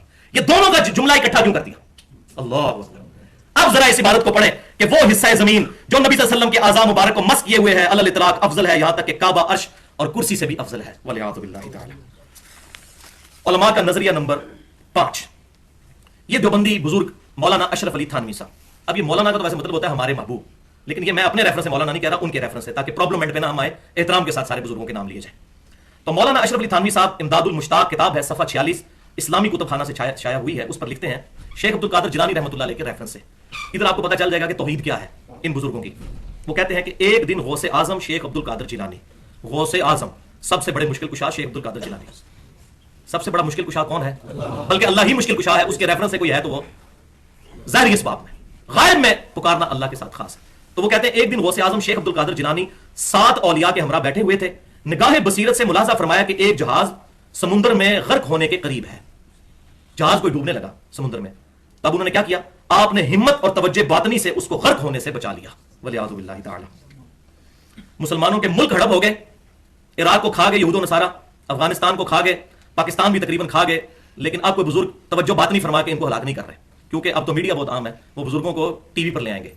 تو پرانی باتیں تو جو بھی کوئی کر لے، سنا کے سنی، ہم کہتے ہیں پڑھ پڑھا کے سنی ہو. اچھا، اب اس کے مقابلے پر قرآن پاک میں وہی کا فیصلہ کیا ہے؟ بسم اللہ الرحمن الرحیم. اَمَّن يُجِيبُ الْمُضْطَرَّ إِذَا دَعَاهُ وَيَكْشِفُ السُّوءَ. بھلا کون ہے جو کہ قبول کرتا ہے بے قرار کی فریاد کو جب وہ اس کو پکارتا ہے اور وہ اس کی تکلیف بھی دور کر دیتا ہے. وَيَجْعَلُكُمْ خُلَفَاءَ الْأَرْضِ. اور تمہیں اگلوں کا دنیا میں خلیفہ بناتا ہے. تمہارے ماں باپ مر جاتے ہیں، ان کی جگہ تمہیں دنیا میں بساتا ہے. اِلَٰهٌ مَّعَ اللَّهِ. کیا اللہ کے ساتھ کوئی اور الہ بھی ہے جو یہ تکلیفیں دور کر دے؟ قَلِيلًا مَّا تَذَكَّرُونَ. بہت ہی کم نصیحت پکڑتے ہو. تو اس آیت کے تحت مشکل کشائی کرنا غائب میں ایک تو ہے ظاہری اسباب، اس کا تو قرآن میں حکم ہے وَتَعَاوَنُوا عَلَى الْبِرِّ وَالتَّقْوَىٰ. لیکن یہ والا کام غائب میں ان چیزوں کے بارے میں اللہ تعالیٰ نے واضح فرما دیا، اللہ کے علاوہ کوئی تکلیف نہیں دور کرتا. اور اگر کسی کو آپ سمجھتے ہو الہ مع اللہ، تو اللہ کے ساتھ اس کو الہی بنانے کے مترادف ہے. اور اس سے بھی آگے بڑھ کر بھائیو سورہ یونس کی آیت نمبر 22 میں سیم یہی چیز اللہ تعالیٰ نے اپنے بارے میں بیان کی ہے. یہ جب کافر جو ہے وہ سمندروں کے سفر پر نکلتے ہیں اور جہاز ان کو لے کر ہچکولے کھانے لگتا ہے، اچانک یہ بھنور میں پھنس جاتے ہیں، تو پھر خالص اللہ کو پکارتے ہیں. جب اللہ ان کو کنارے تک پہنچا دیتا ہے تو پھر اللہ کے ساتھ شرک کرنا شروع کر دیتے ہیں. قرآن پاک میں یہ جہازوں کو بھنور سے بچانا اللہ تعالیٰ نے اپنے ساتھ مخصوص کیا، اور یہ کہہ رہے ہیں شیخ عبد القادر جیلانی. تو اس کے بعد پھر میرا خیال ہے ان کو بریلوی مکتب فکر کے کسی بھی عالم کو یا عوام کو مشرک کہنے کی یا ان کے عقیدوں کو غلط کہنے کی ضرورت نہیں ہے. پہلے اپنی چرپائی کے نیچے جو ہے وہ ڈنڈا مار کے چیک کریں. اب بالکل سائملٹینیس کنٹراسٹ اسی طرح کا آپ دیکھیں، میں ایک ایک عبارت پیش کر رہا ہوں ساری طرف سے، اسی طرح کی عبارت ایک طرف سے، اسی طرح کی عبارت دوسری طرف سے. آپ ذرا دوسری طرف سے سنیے، اس سے بھی بڑھ کر کھل کر. علماء کا نظریہ نمبر 6. مولانا احمد رضا خان صاحب بریلوی، ملفوظات حصہ اول صفحہ 106 بک کارنر جہلم سے شائع شدہ ہے. ان سے سوال ہوا، عرض، یہ کوشچن ان سے ہو رہے ہیں، عرض غوث ہر زمانے میں ہوتا ہے؟ یہ پوچھا کسی نے سوال کہ یہ جو غوث آپ کہتے ہیں غوث العظم اور یہ ولایت کا بہت بڑا درجہ ہے، یہ ہر زمانے میں غوث موجود ہوتا ہے؟ تو اس کا جواب ہونا چاہیے تھا ہاں یا نہ میں، لیکن جواب انہوں نے دیا. ان کا ارشاد، بغیر غوث کے زمین و آسمان قائم ہی نہیں رہ سکتے. یہ جواب دیا انہوں نے، کوئی آیت نہیں پڑھی، کوئی حدیث نہیں، یہ جواب دیا. اب اس کے مقابلے پر اللہ تعالیٰ کیا فرماتا ہے کہ زمین و آسمان غوث نے سنبھالے ہوئے ہیں یا اللہ نے خود؟ کسی غوث کو کیا آج کسی بڑے سے بڑے عالم کو بھی زمین و آسمان کے سائز کا ہی نہیں پتا؟ سنبھالنا تو بڑی دور کی بات ہے. امام غزالی جو تصوف میں بہت بڑے بزرگ مانے جاتے ہیں، آپ کی میاں سعادت پڑھ کے دیکھیں، وہ کہتے ہیں کہ سورج جو ہے وہ زمین سے 7 گنا بڑا ہے. حالانکہ سورج زمین سے 700 گنا بڑا، 7 گنا بڑا نہیں ہے، 13 لاکھ گنا بڑا ہے. ان کو تو سائز ہی نہیں پتا تھے کہ یہ چیزیں کیا ہیں. وہ جی شاہ شمس تبریز نے جناب سورج نو کیا تو بھی شمس تے میں بھی شمس، ادھر آتے منو ہے بوٹی پوندے، تیرا نام بھی جو ہے وہ شمس ہے، میرا نام بھی شمس ہے، قریب آ تو یہ بوٹی میں نے بھونی ہے. ان کو تو بھائیو سائز ہی نہیں پتا تھا کہ سورج کیا بڑی بلا ہے. یہ تو ہم بتاتے ہیں سائنٹیفک فیکٹس کی روشنی میں. میں نے 2 لیکچر اس پہ دیے ہیں. ایک مسئلہ نمبر 59 کے نام سے 1 گھنٹے کی گفتگو ہے، منکرین خدا کو دلائل کے ذریعے دعوت. اس میں یہ سائنٹیفک فیکٹ کے ذریعے قرآن پاک کی روشنی میں، سورہ قاف کی روشنی میں میں نے بیان کیا. اور دوسرا لیکچر ہے مسئلہ نمبر 60 کے نام سے who is Allah in the light of latest scientific facts. جدید سائنسی تحقیق کی روشنی میں اللہ کون ہے، اردو میں ہے 1.25 گھنٹے کا. وہ سنے تو پتا چلے گا زمین و آسمان کون تھام سکتا ہے. بہرحال وہی کا فیصلہ سورہ فاطر آیت نمبر 41 ایگزیکٹ اسی الفاظ میں موجود ہے. آپ دیکھ لیں، وہاں بھی انہوں نے کہا کہ جہاز جو ہے شیخ عبد القادر جیلانی کرتے ہیں، انہوں نے کہا زمین و آسمان غوث نے سنبھالے میں. آپ اللہ تعالیٰ سے ذرا سن لیجئے، بسم اللہ الرحمن الرحیم. ان اللہ یمسک السماوات والارض ان تزولا. بے شک اللہ ہی نے تھام رکھا ہے زمین و آسمان کو، کہیں جھول ہی نہ جائے اپنی جگہ سے. وَلَئِن زَالَتَا إِنْ أَمْسَكُهُمَا مِنْ أَحَدٍ مِّن بَعْدِي. اور اگر یہ اپنی جگہ سے ہل جائے تو اس اکیلے کے علاوہ کوئی ان کو تھام ہی نہیں سکتا. غوث نے کہاں سے تھامنا ہے؟ غوث کو تو سائز ہی نہیں پتا. دنیا کا بڑے سے بڑا بزرگ بھائی اس کو اگر قبض ہو جائے نا یا اپنا پیشاب بند ہو جائے تو اپنا پیشاب نہیں کوئی کھول سکتا. انسان تو اتنا لاچار ہے. زمین و آسمان کو سنبھالنا یہ تو بہت بڑی بات ہے. مجھے ایک بھائی نے واقعہ سنایا، ان کے ساتھ سیالکوٹ میں ایک مسئلہ ہوا. انہوں نے کہا کہ یہ جو عبداللہ شاہ غازی ہے نا کراچی میں، इन्होंने समुद्र को थामा हुआ है वरना समुद्र कराची के ऊपर आ जाए। तो उन्होंने आगे से ना वही बात की जो एंटी वेनम फक्की इल्जामी जवाब, उन्होंने कहा कि दुनिया में कोई बड़े से बड़ा बुजुर्ग जिंदों या मुर्दों में मौजूद है, उसको मेरे सामने लाओ, मैं उसको 4 जग पानी के पिलाता हूं, नमक वाले पानी के, फिर उसकी शर्म का आगे से बांध देता हूं, वो अपना पेशाब मुझे रोक के बता दे। जो ये कहता है मैंने समुद्र रोका हुआ है, वो रोक सकता है अपना पेशाब? अरे पेशाब नहीं रोक सकता, और जो बंदा अपना पेशाब नहीं रोक सकता वो समुद्र को कैसे रोक सकता है? हाँ, दुआ अलग चीज है, दुआ बिल्कुल अलग चीज है, और दुआ में ये नहीं कहा जाता उसने रोका, वरना तो ये शिर्क हो जाएगा। दुआ में तो कहा जाता है दुआ की, और वो अल्लाह की मर्जी, जिसने कबूल जिसकी हो या ना हो। दुआ बिल्कुल डिफरेंट चीज है, उसके साथ मिक्स ना करें। बोले आज़ बिल्लाहि ताला। तो अगर ये टल जाए तो उनमें से कोई एक भी ऐसा नहीं जो इसको थाम सके। इन्नहु काना हलीमन गफूरा, बेशक अल्लाह ताला हिल्म वाला है और माफ करने वाला है। क्या मतलब? इतने बड़े बड़े लोग दावे करते हैं अल्लाह का हिल्म है कि वो सुन रहा है कि फलाना बुजुर्ग चला रहा है जनाब, ये जो है वो गवर्नर पंजाब जो है वो अली बिन उस्मान हजवेरी साहब है, और सिंध जो है फलाने बुजुर्ग के हवाले है, और ये फलाना बुजुर्ग के हवाले है। वले आज़ु बिल्लाहि ताला। इन्नहु काना हलीमन गफूरा, अल्लाह हिल्म फरमाने वाला है। वरना वो सूरह मरियम के अंदर आयात है ना कि अगर जमीन के आसमान के पहाड़ों के एहसासात होते, करीब है कि आसमान फट पड़े और जमीन शक हो जाए और पहाड़ रेजा रेजा हो जाए, रहमानी वलदा, ये कहते हैं कि रहमान ने बेटा जना। अगर जमीन और आसमान और पहाड़ों के एहसासात होते तो फट पड़ते हैं इनके ऊपर कि इतनी बड़ी बड़ी बातें अल्लाह तबारक व तआला के खिलाफ ये कर रहे हैं। तो वही बात है, इन्नहु काना हलीमन गफूरा, ये अल्लाह का हिल्म है कि बर्दाश्त किए हुए। अल्लाहु अकबर कबीरा। उलमा का नजरिया नंबर 7, मौलाना अहमद बरेलवी साहब मलफूजात हिस्सा अव्वल सफा 97 पर जो बुक कार्नर से शाया हुई है, उस पर एक वाकया सुना रहे हैं अपने किसी चाहने वाले को। तो क्या कहते हैं? एक मर्तबा सैयदना जुनैद बगदादी दरियाए दजला पर तशरीफ लाए और या अल्लाह कहते हुए उस पर जमीन की मिसल चलने लगे। दरियाए दजला पर आए और या अल्लाह कहा और दरिया के ऊपर चलना शुरू कर दिया। सैयदना उमर फारूक रदी अल्लाह तआला अन्हु ने सैयदना माविया रदी अल्लाह तआला अन्हु को कितने साल इजाजत नहीं दी बहरी बेड़ा तैयार करने की, क्योंकि उनको किसी ने ये बता दिया था कि जब ये बहरी बेड़ा डूबता है तो सारे फिर डूब ही जाते हैं। तो सैयदना उमर ने कहा कि ये मैं रिस्क लेने के लिए तैयार नहीं, तुम जमीनी रास्ते से सफर इख्तियार करो। तो फिर तो जुनैद बगदादी का ज्यादा मर्तबा है। सैयदना उमर फारूक रदी अल्लाह तआला कहते हैं कि या अल्लाह पढ़ो और जनाब समुद्र पार कर लो, बहरी बेड़ा तैयार करने की क्या जरूरत है? भाइयों, दुनिया बकदरे एफर्ट है, ये करना पड़ेगा, दुनिया में तो एफर्ट करनी पड़ेगी। इस कायनात की सबसे बुलंद तरीन हस्ती इमाम कायनात सल्लल्लाहु अलैहि वसल्लम, अगर आप सल्लल्लाहु अलैहि वसल्लम को जख्म लगा है तो खून मुबारक निकला है, 4 दांत मुबारक शहीद हुए, खून का फवारा छूटा, बेहोश हो गए, प्यास लगी तो पानी पिया, भूख लगी तो गज़वा आज़ाब के मौका पर पत्थर भी बांधे। ये सारी तकलीफें दुनिया में उठानी पड़ेंगी। ये काम एक निगाह मारी तो ये कर दिया तो वो कर दिया, अगर ये काम होते तो इतनी तकलीफें सहाबा को क्यों उठानी पड़ी? माज़अल्लाह अस्तग़फिरुल्लाह। उनसे बड़ा दुनिया में उम्मत का रहनुमा कौन हो सकता है? सहाबा इकराम रिज़वान से बढ़कर। तो या फिर कह दें कि इन बुजुर्गों के दर्जे जो है सहाबा से बढ़ के थे, माज़अल्लाह। तो सैयदना जुनैद बगदादी दरिया दजला पर तशरीफ लाए और या अल्लाह कहते हुए उस पर जमीन की मिसल चलने लगे। एक शख्स ने अर्ज की कि मैं किस तरह हूं? तो उन्होंने कहा तू या जुनैद कहता हुआ चला। ये यहां बात खत्म नहीं हुई है, इसका अभी ड्रॉप सीन आना है आगे। उसने यही कहा और दरिया पर जमीन की तरह चलने लगा। तो भाई अगर यही है तो दुनिया में एक तो सही अकीदा मुसलमान मौजूद होगा ना बकौल इनके, तो लाए या जुनैद पढ़ के हमारा ये दरिया जेलम पार करके बताए, या कह देंगे दुनिया में कोई भी नहीं मौजूद इसको। कहते हैं जी औलिया अल्लाह से बकौल इनके, औलिया ही कहना चाहिए, अल्लाह तो औलिया अल्लाह का तो अल्लाह को पता है, तो ये औलिया ही है तो दुनिया में वली मौजूद होगा या जुनैद कह के ये बल्कि नाला पार करके बता देगा। क्योंकि लोग इतनी तेजी के साथ सब कुछ छोड़ के किताबों सुन्नत के मनहज पे आ रहे हैं, तो ये कोई कारनामा दिखाया जाए ताकि लोग गुमराह होने से तो बचें बकौल इनके। उसने यही कहा यानी या जुनैद और दरिया पर जमीन की तरह चलने लगा। वाह जी वाह। जब बीच दरिया में पहुंचा तो शैतान लईन ने दिल में वसवसा डाला। शैतान ने वसवसा डाला। क्या वसवसा डाला? कि हजरत खुद तो या अल्लाह कह रहे हैं और मुझे या जुनैद कह रहे हैं, उसने भी या अल्लाह कहा और साथ ही गोता खा गया। क्या कमेंट्स करे बंदा इस पे? या अल्लाह कहने को वसवसा कह रहे हैं। अब आपको पता चला कि मैं क्यों कहता हूं इत्तखज़ू अहबारहुम व रुहबानहुम अरबाबा मिन दूनिल्लाह। इन लोगों ने अपने उलमा और अपने बुजुर्गों को अल्लाह को छोड़ के अपना रब मान लिया हुआ है। तभी तो ये कह रहे हैं कि या अल्लाह कहा तो गोता खाया, फिर पुकारा हजरत मैं चला, फरमाया वही कहो या जुनैद। उसने फिर या जुनैद कहा तो फिर दरिया पर जमीन की तरह चलने लगा। फिर हजरत जुनैद ने फरमाया अरे नादान, अभी तो तू जुनैद तक पहुंचा ही नहीं, अल्लाह तक रसाई की हवस है।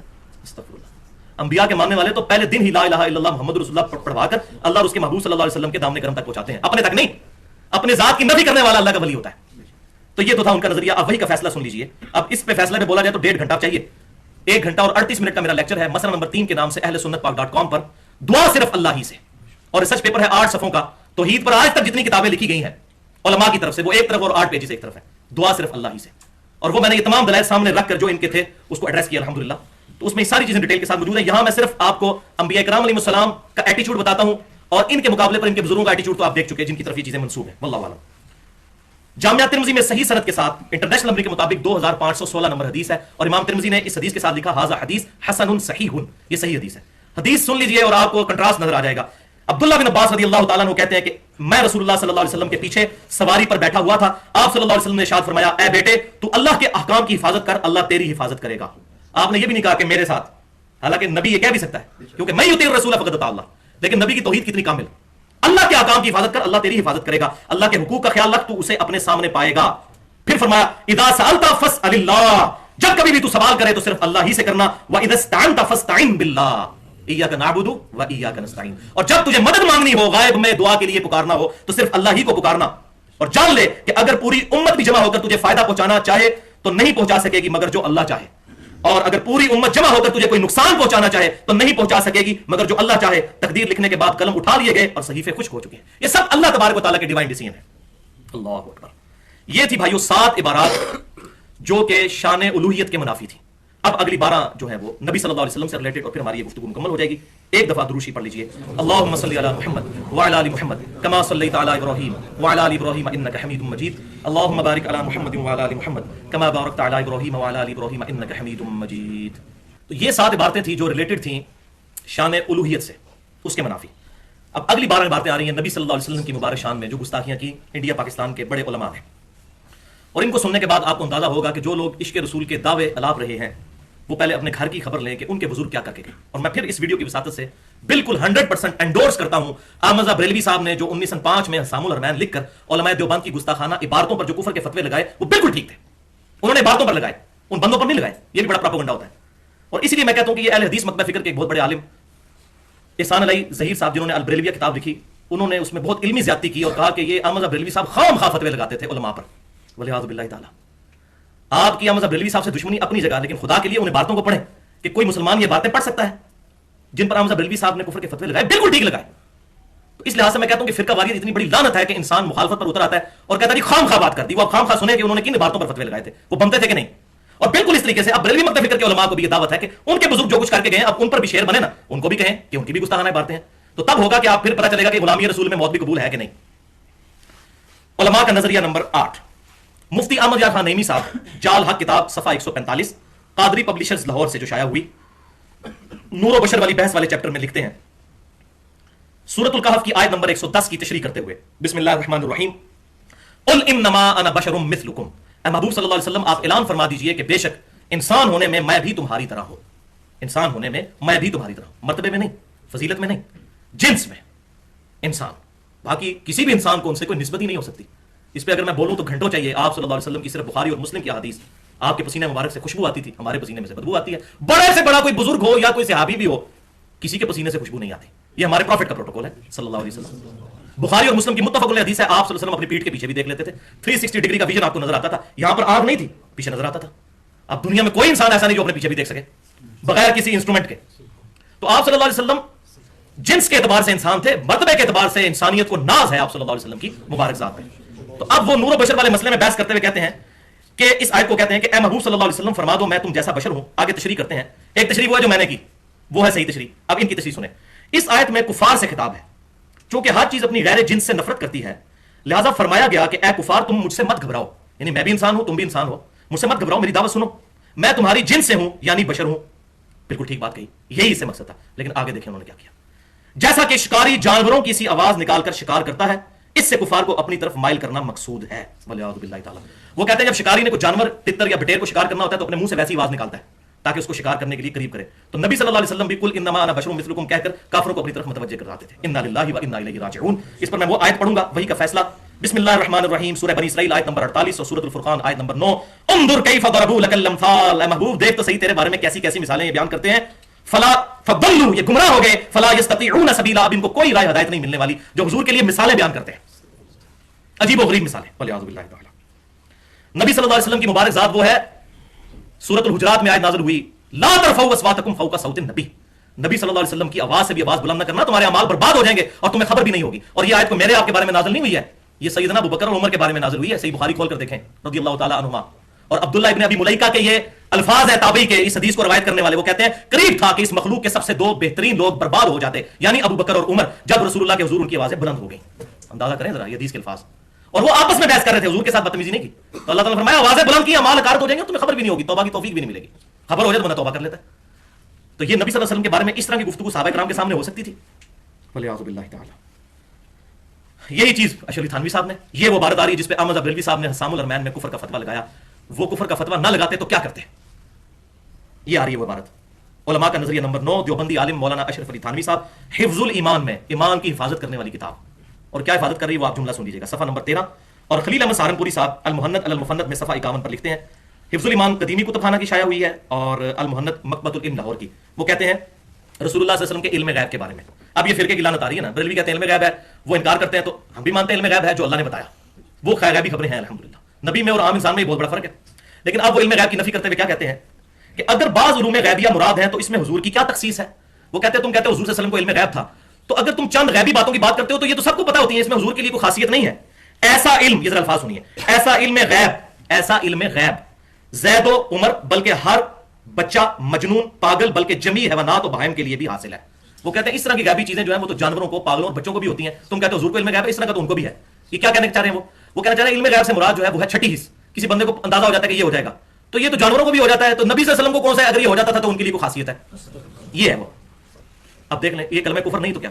اور میں سلام پیش کرتا ہوں دور حاضر میں اہل سنت کے بہت بڑے عالم شیخ زبیر علی زئی صاحب، جو اہل حدیث مکتب فکر میں اس وقت اتھارٹی ہیں. انہوں نے الحمدللہ اپنے مقالات کے اندر، اپنے علمی جو مقالات تھے اپنے رسائل کے اندر، ان ساری عبارتوں کو، ان میں سے یہ بھی عبارت ہے، انہوں نے کہا کہ یہ صراحتاً جو ہے وہ کفری عبارت ہے الحمدللہ. تو کوئی حرج نہیں، سچی بات کوئی بھی کرے اس کی تصدیق کرنی چاہیے. اب اس پر ذرا وہی کا فیصلہ سن لیجیے. وہ تو کہہ رہے ہیں نا جانوروں کو بھی علم غیب حاصل، نبی کے لیے ماننے کے لیے تیار نہیں، جانوروں کے لیے ہو رہے ہیں. اور اللہ تعالیٰ کیا فرما رہا ہے؟ بسم اللہ الرحمن الرحیم، عالم الغیب فلا یظہر علی غیبہ احدا. غیب کا جاننے والا یعنی اللہ اپنے غیب پر کسی کو اطلاع نہیں دیتا، الا من ارتضی من رسول، ہاں اپنے رسولوں میں سے جسے چاہتا ہے ان کو غیب پر اطلاع دے دیتا ہے.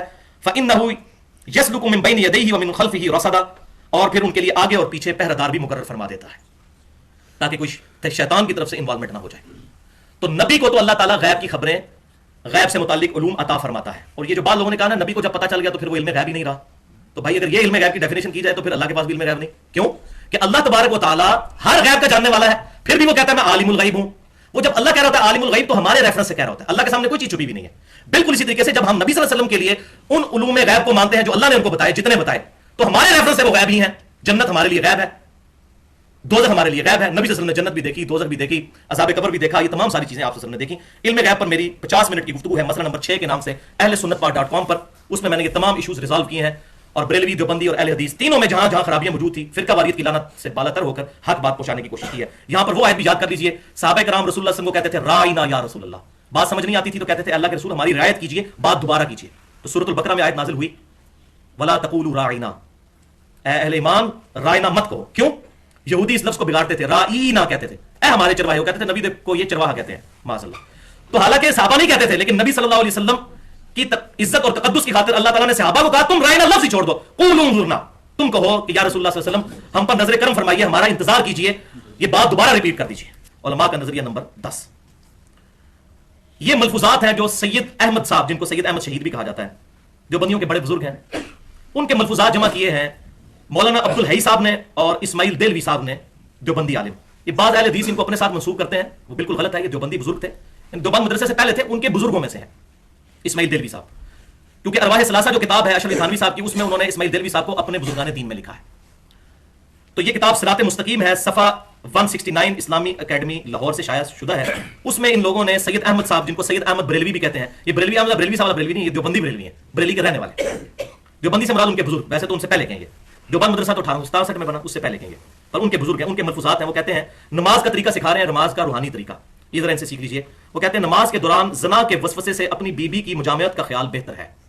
وہ کہتے ہیں نماز میں زنا کا خیال ہے، اس سے بہتر ہے کہ آپ اپنی بیوی کے ساتھ صحبت جو ہے اس کا خیال لیں، یہ زیادہ بہتر ہے.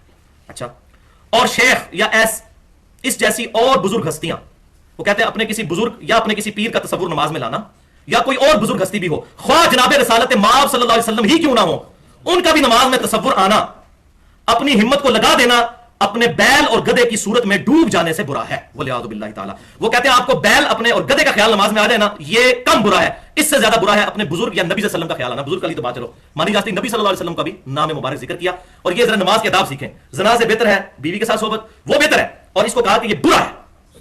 یہ کس دین کی تعلیمات ہے؟ اب نبی صلی اللہ علیہ وسلم کا کیا دین ہے وہ ذرا سن لیجیے. بخاری اور مسلم کی متفق علیہ حدیث ہے تشہد کے چیپٹر میں. عبداللہ بن مسعود رضی اللہ تعالیٰ عنہ کہتے ہیں کہ نبی صلی اللہ علیہ وسلم نے مجھے اپنے دونوں مبارک ہاتھوں کے درمیان میرا ہاتھ لے کر تشہد تعلیم فرمائی کہ نماز میں یوں پڑھا کرو. کئی طرق اس حدیث کے بخاری اور مسلم میں. اور فرمایا کہ نماز میں یوں کہو التحیات للہ والصلوات والطیبات، السلام علیک ایھا النبی ورحمۃ اللہ وبرکاتہ، السلام علینا وعلی عباد اللہ الصالحین، اشہد ان لا الہ الا اللہ واشہد ان محمدا عبدہ ورسولہ. وہی بات کہ میری قولی بدنی اور مالی عبادات اللہ کے لیے خاص ہیں. اے نبی آپ پر سلام ہو صلی اللہ علیہ وسلم, اور اللہ کی رحمتیں اور برکتیں ہوں, سلامتی ہو ہم پر اور اللہ کے نیک بندوں پر. تو نبی صلی اللہ علیہ وسلم نے کہا کہ نماز میں یہ پڑھا کرو. اس کے بعد فرمایا پس جب تم ایسا کرو گے تو آسمان و زمین میں موجود ہر نیک بندے کو یہ سلام پہنچ جائے گا, اللہ خود پہنچائے گا. تو ہم نماز میں نبی صلی اللہ علیہ وسلم پر انشائیہ انٹینشنلی حضور پر سلام پڑھ رہے ہوتے ہیں, اللہ کے نیک بندوں پر سلام پڑھ رہے ہوتے ہیں. حضور کہہ رہے ہیں جب یہ پڑھو گے اللہ تمہارا سلام پہنچا دے گا. تو خیال آیا کہ نہیں؟ خیال کی نیت سے تو پڑھ رہے ہیں نبی صلی اللہ علیہ وسلم پر سلام ہو. اس سے حاضر و ناظر کا عقیدہ نہیں ثابت ہوتا, وہ میں نے اللہ سے بتایا. حاضر و ناظر کا عقیدہ اس میں نہیں ہے, بلکہ اس میں ہے کہ اللہ تعالیٰ تمہارا سلام پہنچا دے گا وہاں پر. یہ ہمارا عقیدہ ہے الحمدللہ, رسول اللہ صلی اللہ علیہ وسلم تک ہماری ہر نماز کا سلام پہنچتا ہے الحمدللہ.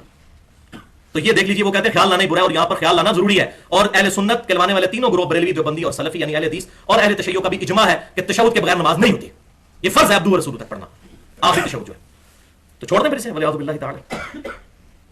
اب اسماعیل دہلوی صاحب کی کتاب دیوبندی بزرگ جو ہیں, اور بعض اہل حدیث بھی ان کو بزرگ مانتے ہیں, میں یہ بھی مسئلہ تھوڑا کلیئر کر دوں. اہل حدیث کے ہاں بھی کچھ لوگ ان کی توحید کی باتوں سے دھوکہ کھا کر ان سے محبت کرنے لگے, اور مدرسوں میں تقویت الایمان, جسے میں تقویت الایمان کہتا ہوں, ایمان کی موت, وہ پڑھانی شروع کر دی. توحید کی بات کوئی بھی لکھے گا تو اس کی ہر بات کو تو نہیں مانا جائے گا, اچھی بات ہے جو لی جائے. تو اسی کتاب میں سے حوالہ آ رہا ہے جو گستاخانہ جملے انہوں نے لکھے, اس پہ پورا لیکچر ادا ہو سکتا ہے تقویت الایمان کی غلطیوں پر. تو اس سے دھوکہ کھا کر کچھ اہل حدیث لوگوں نے اپنا بزرگ ماننا شروع کر دیا, پھر ان کے نام پر مسجدیں بنانی شروع کر دی, حالانکہ ان کا اہل حدیث کے ساتھ کوئی تعلق نہیں ہے. بلکہ جو اہل حدیث ان کو اپنا بزرگ مانتے ہیں وہ توبہ کرے اور ان سے اعلان برات کرے. اہل حدیث مکتبہ فکر کے جو بزرگوں کی غلطیاں ہیں, ایک تو جو لوگ ان کو بزرگ مانتے ہیں وہ اس میں شامل ہو گئی خود بخود. اس کے علاوہ الگ سے میرا ایک پورا لیکچر ہے مسئلہ نمبر 43 کے نام سے, وسیلہ اور توسل کے صحیح احکام و مسائل. اس میں نے ڈیٹیل کے ساتھ امام ابن تیمیہ کی جو غلطیاں ہیں ان کی کتابوں میں موجود ہیں, علمی طریقے سے ان کا محاسبہ کیا ہے. اس میں کچھ گستاخانہ چیزیں نبی صلی اللہ علیہ وسلم کے ریفرنس سے تو نہیں ہے, ابن عمر رضی اللہ تعالیٰ عنہ, حضرت عثمان غنی رضی اللہ تعالیٰ عنہ, کچھ اور صحابہ کے ریفرنس سے, اور کچھ اور چیزیں ہیں غلط, وہ میں نے پوائنٹ آؤٹ کی ہیں. تو اس پہ بعض اہل حدیث بھائی بھی ناراض ہوئے. تو بھائیو یاد رکھیے, یہ ہمارے اہل حدیث بھائیوں تک بھی کچھ وہ بھی بیٹھے ہیں, سارے لوگ یہاں پہ بیٹھے ہیں ماشاءاللہ, کہ کسی کی چند غلطیوں کی وجہ سے یہ نہیں ہوتا کہ اس کی علمی خدمات کو ہم کہتے ہیں کہ وہ نہیں ہے, اور نہ کسی کی علمی خدمات کی وجہ سے اس کی غلطیوں کو معاف کیا جا سکتا ہے. یہ بات ذہن میں رکھیے گا. اور یہ اکثر کہہ دیتے ہیں ان کی بڑی اسلام کے لیے خدمات ہے, وہ تو سارے بزرگوں کی ہیں. اپنے ہر بندہ کہتا ہے جی اسلام فلاں نے پھیلایا, فلاں نے پھیلایا, تو وہ خدمات کا صلہ انہوں نے ہم سے لینا ہے, اللہ سے لینا ہے, اللہ سے. ہم تو جس کی غلطی دیکھیں گے پوائنٹ آؤٹ کریں گے ڈنکے کی چوٹ پہ, اور کوئی لحاظ نہیں کریں گے. ہاں احترام اپنی جگہ رہے گا. تو یہاں پر یہ بھی بات یاد رکھیے کہ اہل حدیث مکتبہ فکر جو ہے ان کو تو خاص طور پر بریلوی مکتبہ فکر کی طرف سے ایک سرٹیفکیٹ مل چکا ہے کہ یہ ان کے کسی بزرگ سے کوئی گستاخی نبی صلی اللہ علیہ وسلم کی شان میں ثابت ہی نہیں ہے. یہ میں اپنی طرف سے نہیں بات کر رہا, ریٹن فارم میں احمد بریلوی صاحب کی طرف سے. حیران ہو گئے ان کی طرف سے کیسے. احمد بریلوی صاحب کے ایک شاگرد ہیں مفتی امجد علی صاحب, انہوں نے بہار شریعت لکھی ہے, 27 سال میں انہوں نے وہ کتاب لکھی, فقہ حنفی کا اردو میں انسائکلوپیڈیا ہے.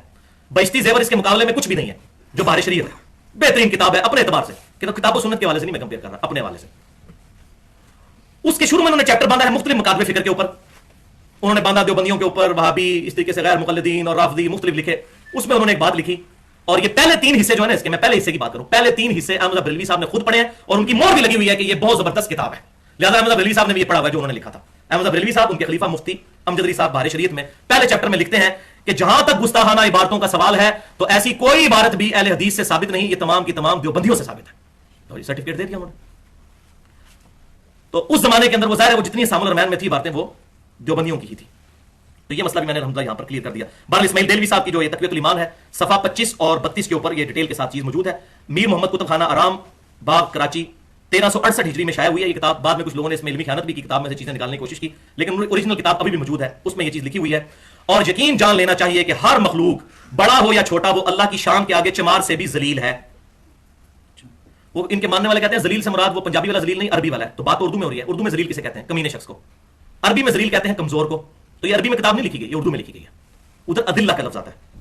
تو اللہ تعالیٰ کے سامنے ہر مخلوق, مقابلے پر نہیں انہوں نے بات کی, ہر مخلوق اللہ تعالیٰ کے سامنے چمار سے زیادہ ذلیل ہے. یعنی انبیاء ہوں, فرشتے ہوں, کوئی بھی. انہوں نے آگے بتا بھی دیا. آگے چل کر صفحہ 32 پہ اس کی تعریف بھی کر دی. انبیاء اولیاء کو جو اللہ نے سب لوگوں سے بڑا بنایا ہے, سو ان میں یہی بڑائی ہے کہ اللہ کی راہ بتاتے ہیں. وہ کہتے ہیں بس یہ بڑائی ہے ان کے اندر کہ وہ اللہ کی راہ بتاتے ہیں, باقی وہ اللہ کے سامنے چمار سے بھی زیادہ ذلیل ہے. والعیاذ باللہ تعالیٰ. اللہ کے سامنے چمار سے زیادہ ذلیل اللہ تعالیٰ کے دشمن ہے, حزب الشیطان. یہ تو حزب اللہ ہے, یہ تو اللہ کے حضور عزت والے ہیں. قرآن پاک کیا کہتا ہے؟ یہ علماء کا نظریہ نمبر 11 تھا. اب وہی کا فیصلہ سن لیجیے. بسم اللہ الرحمن الرحیم, سورۃ المنافقون آیت نمبر 8. وَلِلَّهِ الْعِزَّةُ وَلِرَسُولِهِ وَلِلْمُؤْمِنِينَ وَلَكِنَّ الْمُنَافِقِينَ لَا يَعْلَمُونَ. اور عزت تو ہے اللہ کے لیے, اس کے رسول کے لیے اور مومنین کے لیے, لیکن منافقین کو اس کا علم نہیں. اللہ تو کہہ رہا ہے وہ عزت والے ہیں اللہ کے حضور, اللہ کے سامنے وہ چمار سے زیادہ ذلیل نہیں, عزت والے ہیں. وَلِعَوْذُ بِاللَّهِ تَعَالَى. علماء کا نظریہ نمبر 12. اب یہ بہت خطرناک نظریے آ رہے ہیں, اب اس کو بڑا اٹینٹو ہو کے سننا ہے ورنہ بات سمجھ نہیں آئے گی. ہمارے سب کانٹیننٹ میں ایک بہت بڑے بزرگ جن کو لوگ داتا صاحب کہتے ہیں، علی بن عثمان حجویری صاحب جن کا مزار لاہور میں ہے، ان کی کتاب ہے کشف المحجوب، جو ان کے ماننے والے تو کہتے ہیں انہی کی کتاب ہے، کوئی تبدیلی اس میں نہیں ہوئی، یہ معرفت کی باتیں ہیں جو انہوں نے لکھی۔ کشف المحجوب کا اردو ترجمہ دیوبند نے بھی چھاپا ہے، مولانا عبد الرؤوف فاروقی صاحب نے۔ یہ دیوبندیوں کے بہت بڑے بزرگ ہیں، کچھ عرصہ پہلے تک تو زندہ تھے، ابھی مجھے نہیں پتا، ان کو صوفی باصفا اور یادگار اسلاف کہتے ہیں دیوبندی علماء۔ اور بریلویوں میں مولانا فضل الدین گوہر صاحب نے ترجمہ چھاپا ہے ضیاء القرآن پبلیکیشن سے، جو بند کا ترجمہ اسلامی کتب خانہ سے شائع ہوا، اور بریلویوں کا ترجمہ جو ہے ضیاء القرآن سے، اس پر تقریض لگی ہوئی ہے پیر کرم شاہ صاحب الازہری کی بھی۔ یہ وہ ہے کشف المحجوب، جس کے بارے میں کہتے ہیں جدھر مرشد نہ ہو کشف المحجوب پڑھ لے، کہتے ہیں نا کہ جس کو پیر نہ ملے تو اس کے لیے پیر یہ کتاب ہے۔ یہ ذرا کتاب سن لیجئے، اس میں علماء کا نظریہ نمبر 12 صاحب اور سکر کا چیپٹر ہے، چیپٹر نمبر 14، اس میں لکھتے ہیں دیوبندی ترجمہ مولانا عبد الرؤوف فاروقی صاحب کا صفحہ 291 ہے، اور بریلوی ترجمے میں صفحہ 267 ہے، 267 ضیاء القرآن والوں کا۔ صاحب اور سکر کی تعریف کرتے ہوئے کہتے ہیں حضرت داؤد علیہ السلام کی ایک نظر جب وہاں پڑی جہاں نہ پڑنی چاہیے تھی، یعنی اوریا کی بیوی پر، کسی دوسرے کی بیوی پر حضرت داؤد علیہ السلام کی نظر پڑی۔ یہ اصل میں وہ ٹیمپرڈ فارم میں جو اولڈ ٹیسٹمنٹ آج موجود ہے نا تورات، اس میں یہ واقعہ بیہودہ لکھا ہوا ہے، وہ ٹیمپرڈ فارم میں تحریف شدہ وہاں سے نقل کیا ہے۔ ان کا صحابی ہے اوریا، اس کی بیوی پہ حضرت داؤد کی نظر پڑی، تو آپ علیہ السلام کو حق تعالیٰ کی طرف سے تنبیہ کا سامنا کرنا پڑا۔ اور تو آگے ڈیٹیل بھی موجود ہے کہ وہ پھر بعد میں انہوں نے اپنے اس صحابی کو جنگ میں آگے بھیج کے قتل کروا کے خود اس عورت سے شادی کر لی۔ یہ پورا واقعہ ولیعوذ باللہ تعالیٰ اس میں لکھا ہے۔ تو وہ کہتے ہیں حضرت داؤد علیہ السلام کو اللہ تعالیٰ نے ڈانٹا کہ یہ تو نے کیا کیا، اور ہمارے پیغمبر صلی اللہ علیہ وسلم استغفر اللہ، ان کی بھی اسی طرح کی ایک نگاہ حضرت زید ابن حارثہ کی بیوی پر پڑی، ولیعوذ باللہ تعالیٰ۔ تو حضرت زید ابن حارثہ پر ان کی بیوی حرام ہو گئی۔ حرام کیوں ہو گئی؟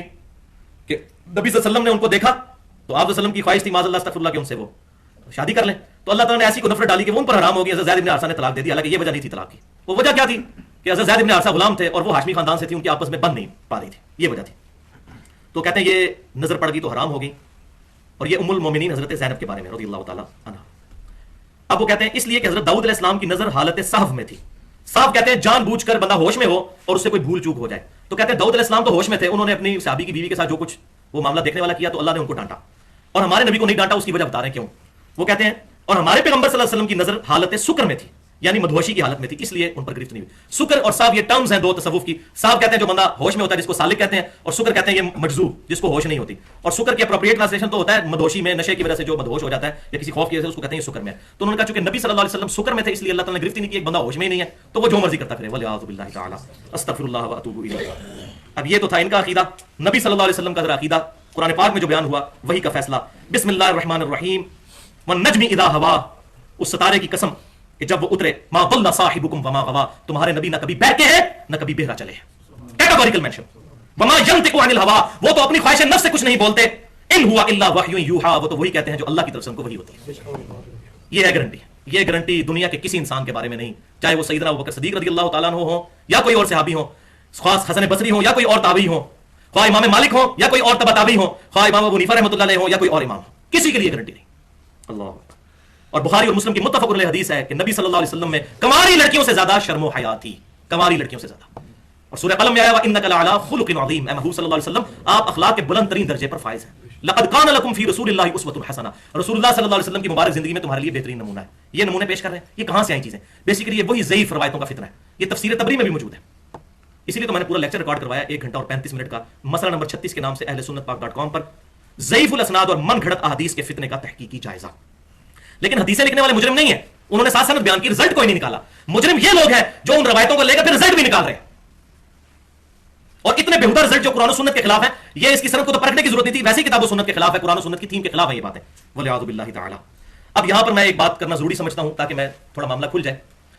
اب بریلوی مکتب فکر کے علماء جو ہیں ان کے لیے بہت بڑا لمحہ فکریہ ہے، دیوبند کے لیے بھی، کہ ان عبارتوں کے اوپر اعلان برات کریں اور اس کتاب کو ریٹریو کر کے اس کو آگ لگائیں، کتاب و سنت کو فالو کیا جائے۔ اب پیر کرم شاہ صاحب الازہری جو ہیں، جنہوں نے اس کتاب کو پڑھا اور بڑی تعریف کی، اس کتاب کے ساتھ مقدمہ ان کا 20-25 صفحوں کا چھپا ہوا ہے، لیکن وہی اپنے بزرگ سے اندھی عقیدت۔ یہی واقعہ سورۃ الاحزاب کی تفسیر میں امام تبری لائے تھے۔ تو پیر کرم شاہ صاحب نے جب ضیاء القرآن تفسیر لکھی سورۃ الاحزاب میں، جب یہ واقعہ آیا اس کانٹیکسٹ میں، تو پیر کرم شاہ صاحب الازہری نے اس میں لکھا کہ یہ واقعہ مستشرقین کی سازش ہے اسلام کے خلاف، یہ کافروں نے ہماری کتابوں میں یہ واقعہ ڈالا ہے۔ تو ان کو بتانا چاہیے تھا نا کہ یہ واقعہ کشف المحجوب میں بھی موجود ہے۔ کشف المحجوب پہ 25 صفحے لکھے کہ ایسی کتاب ہی کوئی نہیں، کیونکہ وہاں بتاتے تو بزرگ فارغ ہو جاتے تھے۔ لوگ کہتے یار یہ کیا ہو گیا، اگر منصف مزاج ہوتے تو دونوں جگہ بتا کے جاتے۔ بہرحال جتنا انہوں نے بتایا میں ان کو اپریشیٹ کرتا ہوں، کم از کم بریلویوں کے لیے آسانی ہوگی، کیونکہ ہم نے بڑے بڑے بریلوی مفتیوں کو جب یہ باتیں بتائیں وہ کہتے ہیں معرفت کی گل ہے، لیکن جب بتایا کہ پیر کرم شاہ صاحب نے کہا یہ کافروں کی سازش ہے، انہوں نے کہا ہاں بالکل غلط ہے، یہ تو وہی نا۔ اب میں بولوں کہ نہ بولوں، اتخذوا احبارهم ورهبانهم اربابا من دون اللہ، ان لوگوں نے اپنے مولویوں اور اپنے بزرگوں کو اللہ کو چھوڑ کر اپنا رب مان لیا ہوا ہے۔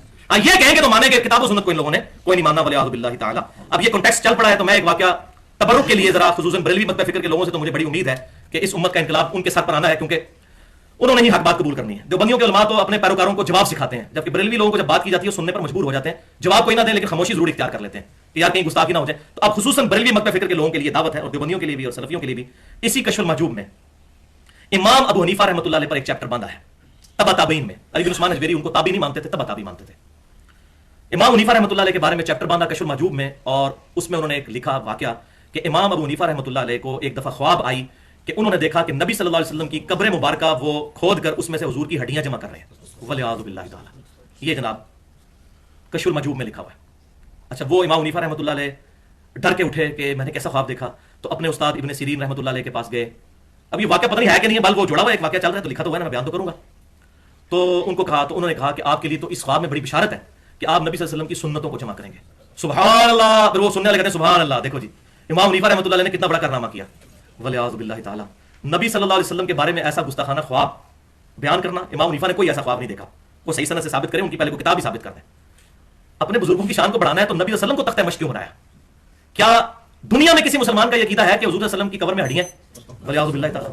अहले सुन्नत के मानने वाले तीनों ग्रोह, बरेलवी, देवबंदी, अहले हदीस, इवन अहले तशय्युअ, सबका ये अकीदा है कि आप वसल्लम का जिस्म मुबारक बिल्कुल सही हालत में मदीना शरीफ में कब्र अतर के अंदर मौजूद है। और अकीदा क्यों? वो तो हदीस है, इतनी ज्यादा हदीस मौजूद है इस टॉपिक पे। तो इस किस्म का गुस्ताखाना ख्वाब क्या अल्लाह ताला दिखाएगा? तो मैं इस पे वही बात करूंगा कि ख्वाब या तो शैतान की तरफ से होता है जो बुखारी और मुस्लिम में हदीस है, या रहमान की तरफ से होता है। तो ये शैतानी ख्वाब ही है, ये घड़ा गया है। किसने घड़ा? बहरहाल जो अब लिख रहे हैं, इस किताब को छाप रहे हैं, वो तो बहुत बड़े मुजरिम हैं। इस तरीके से इमाम हनीफा रहमतुल्लाह अलैह की शान को बढ़ाने के लिए तो ये भी याद रखिए कि एक हदीस है जो अक्सर कोट की जाती है सुनन नबी दाऊद, सुनन निसाई और सुनन इब्न माजा से, कि नबी सल्लल्लाहु अलैहि वसल्लम ने फरमाया कि अल्लाह ताला ने हराम कर दिया है मट्टी के लिए कि वो अंबिया के जिस्मों को खाए। नबी जो है उनके जिस्म सलामत होते हैं कब्रों में। ये हदीस जो है ये उसूल मुहद्दिसीन पर ज़ईफ है।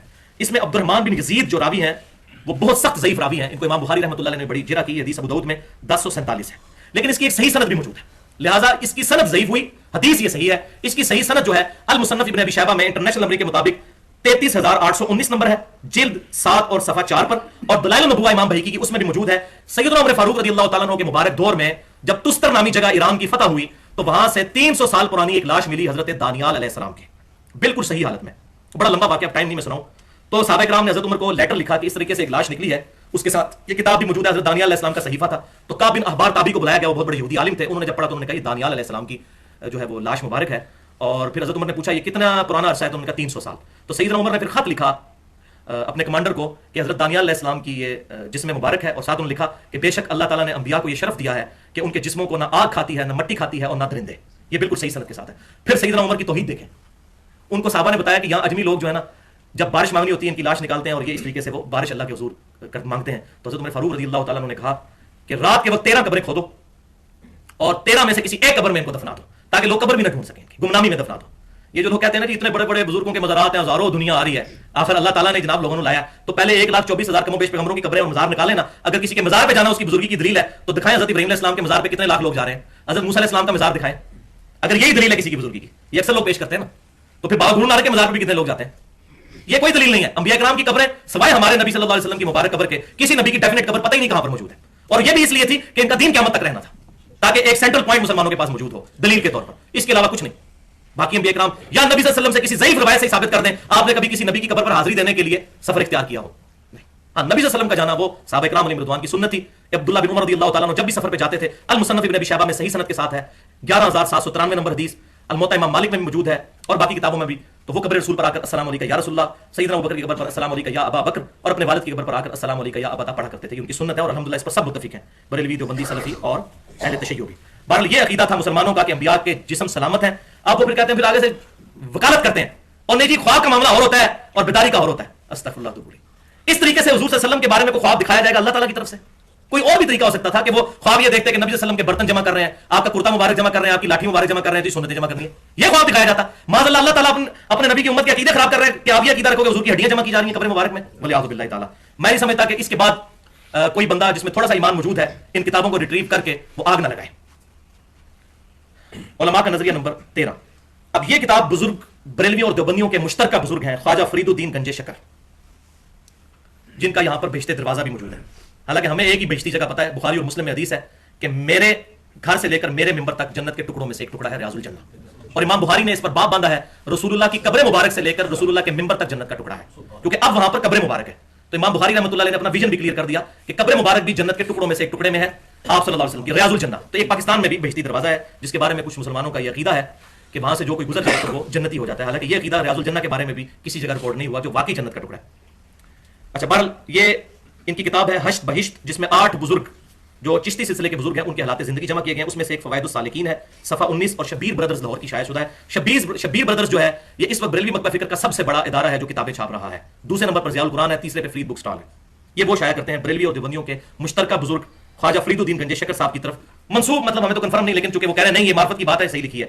اب آگے وہ کرٹیکل بات جس کے میں پچھلے لیکچر سے حوالے دیتا آ رہا ہوں. خواجہ قطب الدین بختیار کاکی صاحب جو خلیفہ تھے خواجہ معین الدین چشتی صاحب کے، ایک دفعہ ان کے پاس ایک شخص آیا اور عرض کیا کہ میں مرید ہونے آیا ہوں. تو خواجہ نے فرمایا جو کچھ ہم کہیں گے کرے گا، اگر یہ شرط منظور ہے تو مرید کر لوں گا. اس نے کہا کہ جو کچھ آپ کہیں گے میں وہی کروں گا. ان کو کیا پتا تھا یہ کیا کروانے لگے. تو خواجہ قطب الدین بختیار کاکی نے فرمایا کہ تو کلمہ اس طرح ہی پڑھتا ہے نا، لا الہ الا اللہ محمد رسول اللہ. تو اس نے کہا جی ہاں. تو فرمایا تو اب ایک بار اس کلمے کو یوں پڑھ، لا الہ الا اللہ چشتی رسول اللہ والعیاذ باللہ.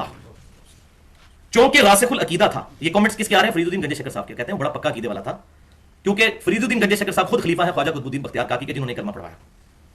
اس نے فوراً پڑھ دیا. خواجہ صاحب نے اس سے بیعت لی اور بہت کچھ خلعت اور نعمت عطا فرمایا اور کہا میں نے فقط تیرا امتحان لیا تھا.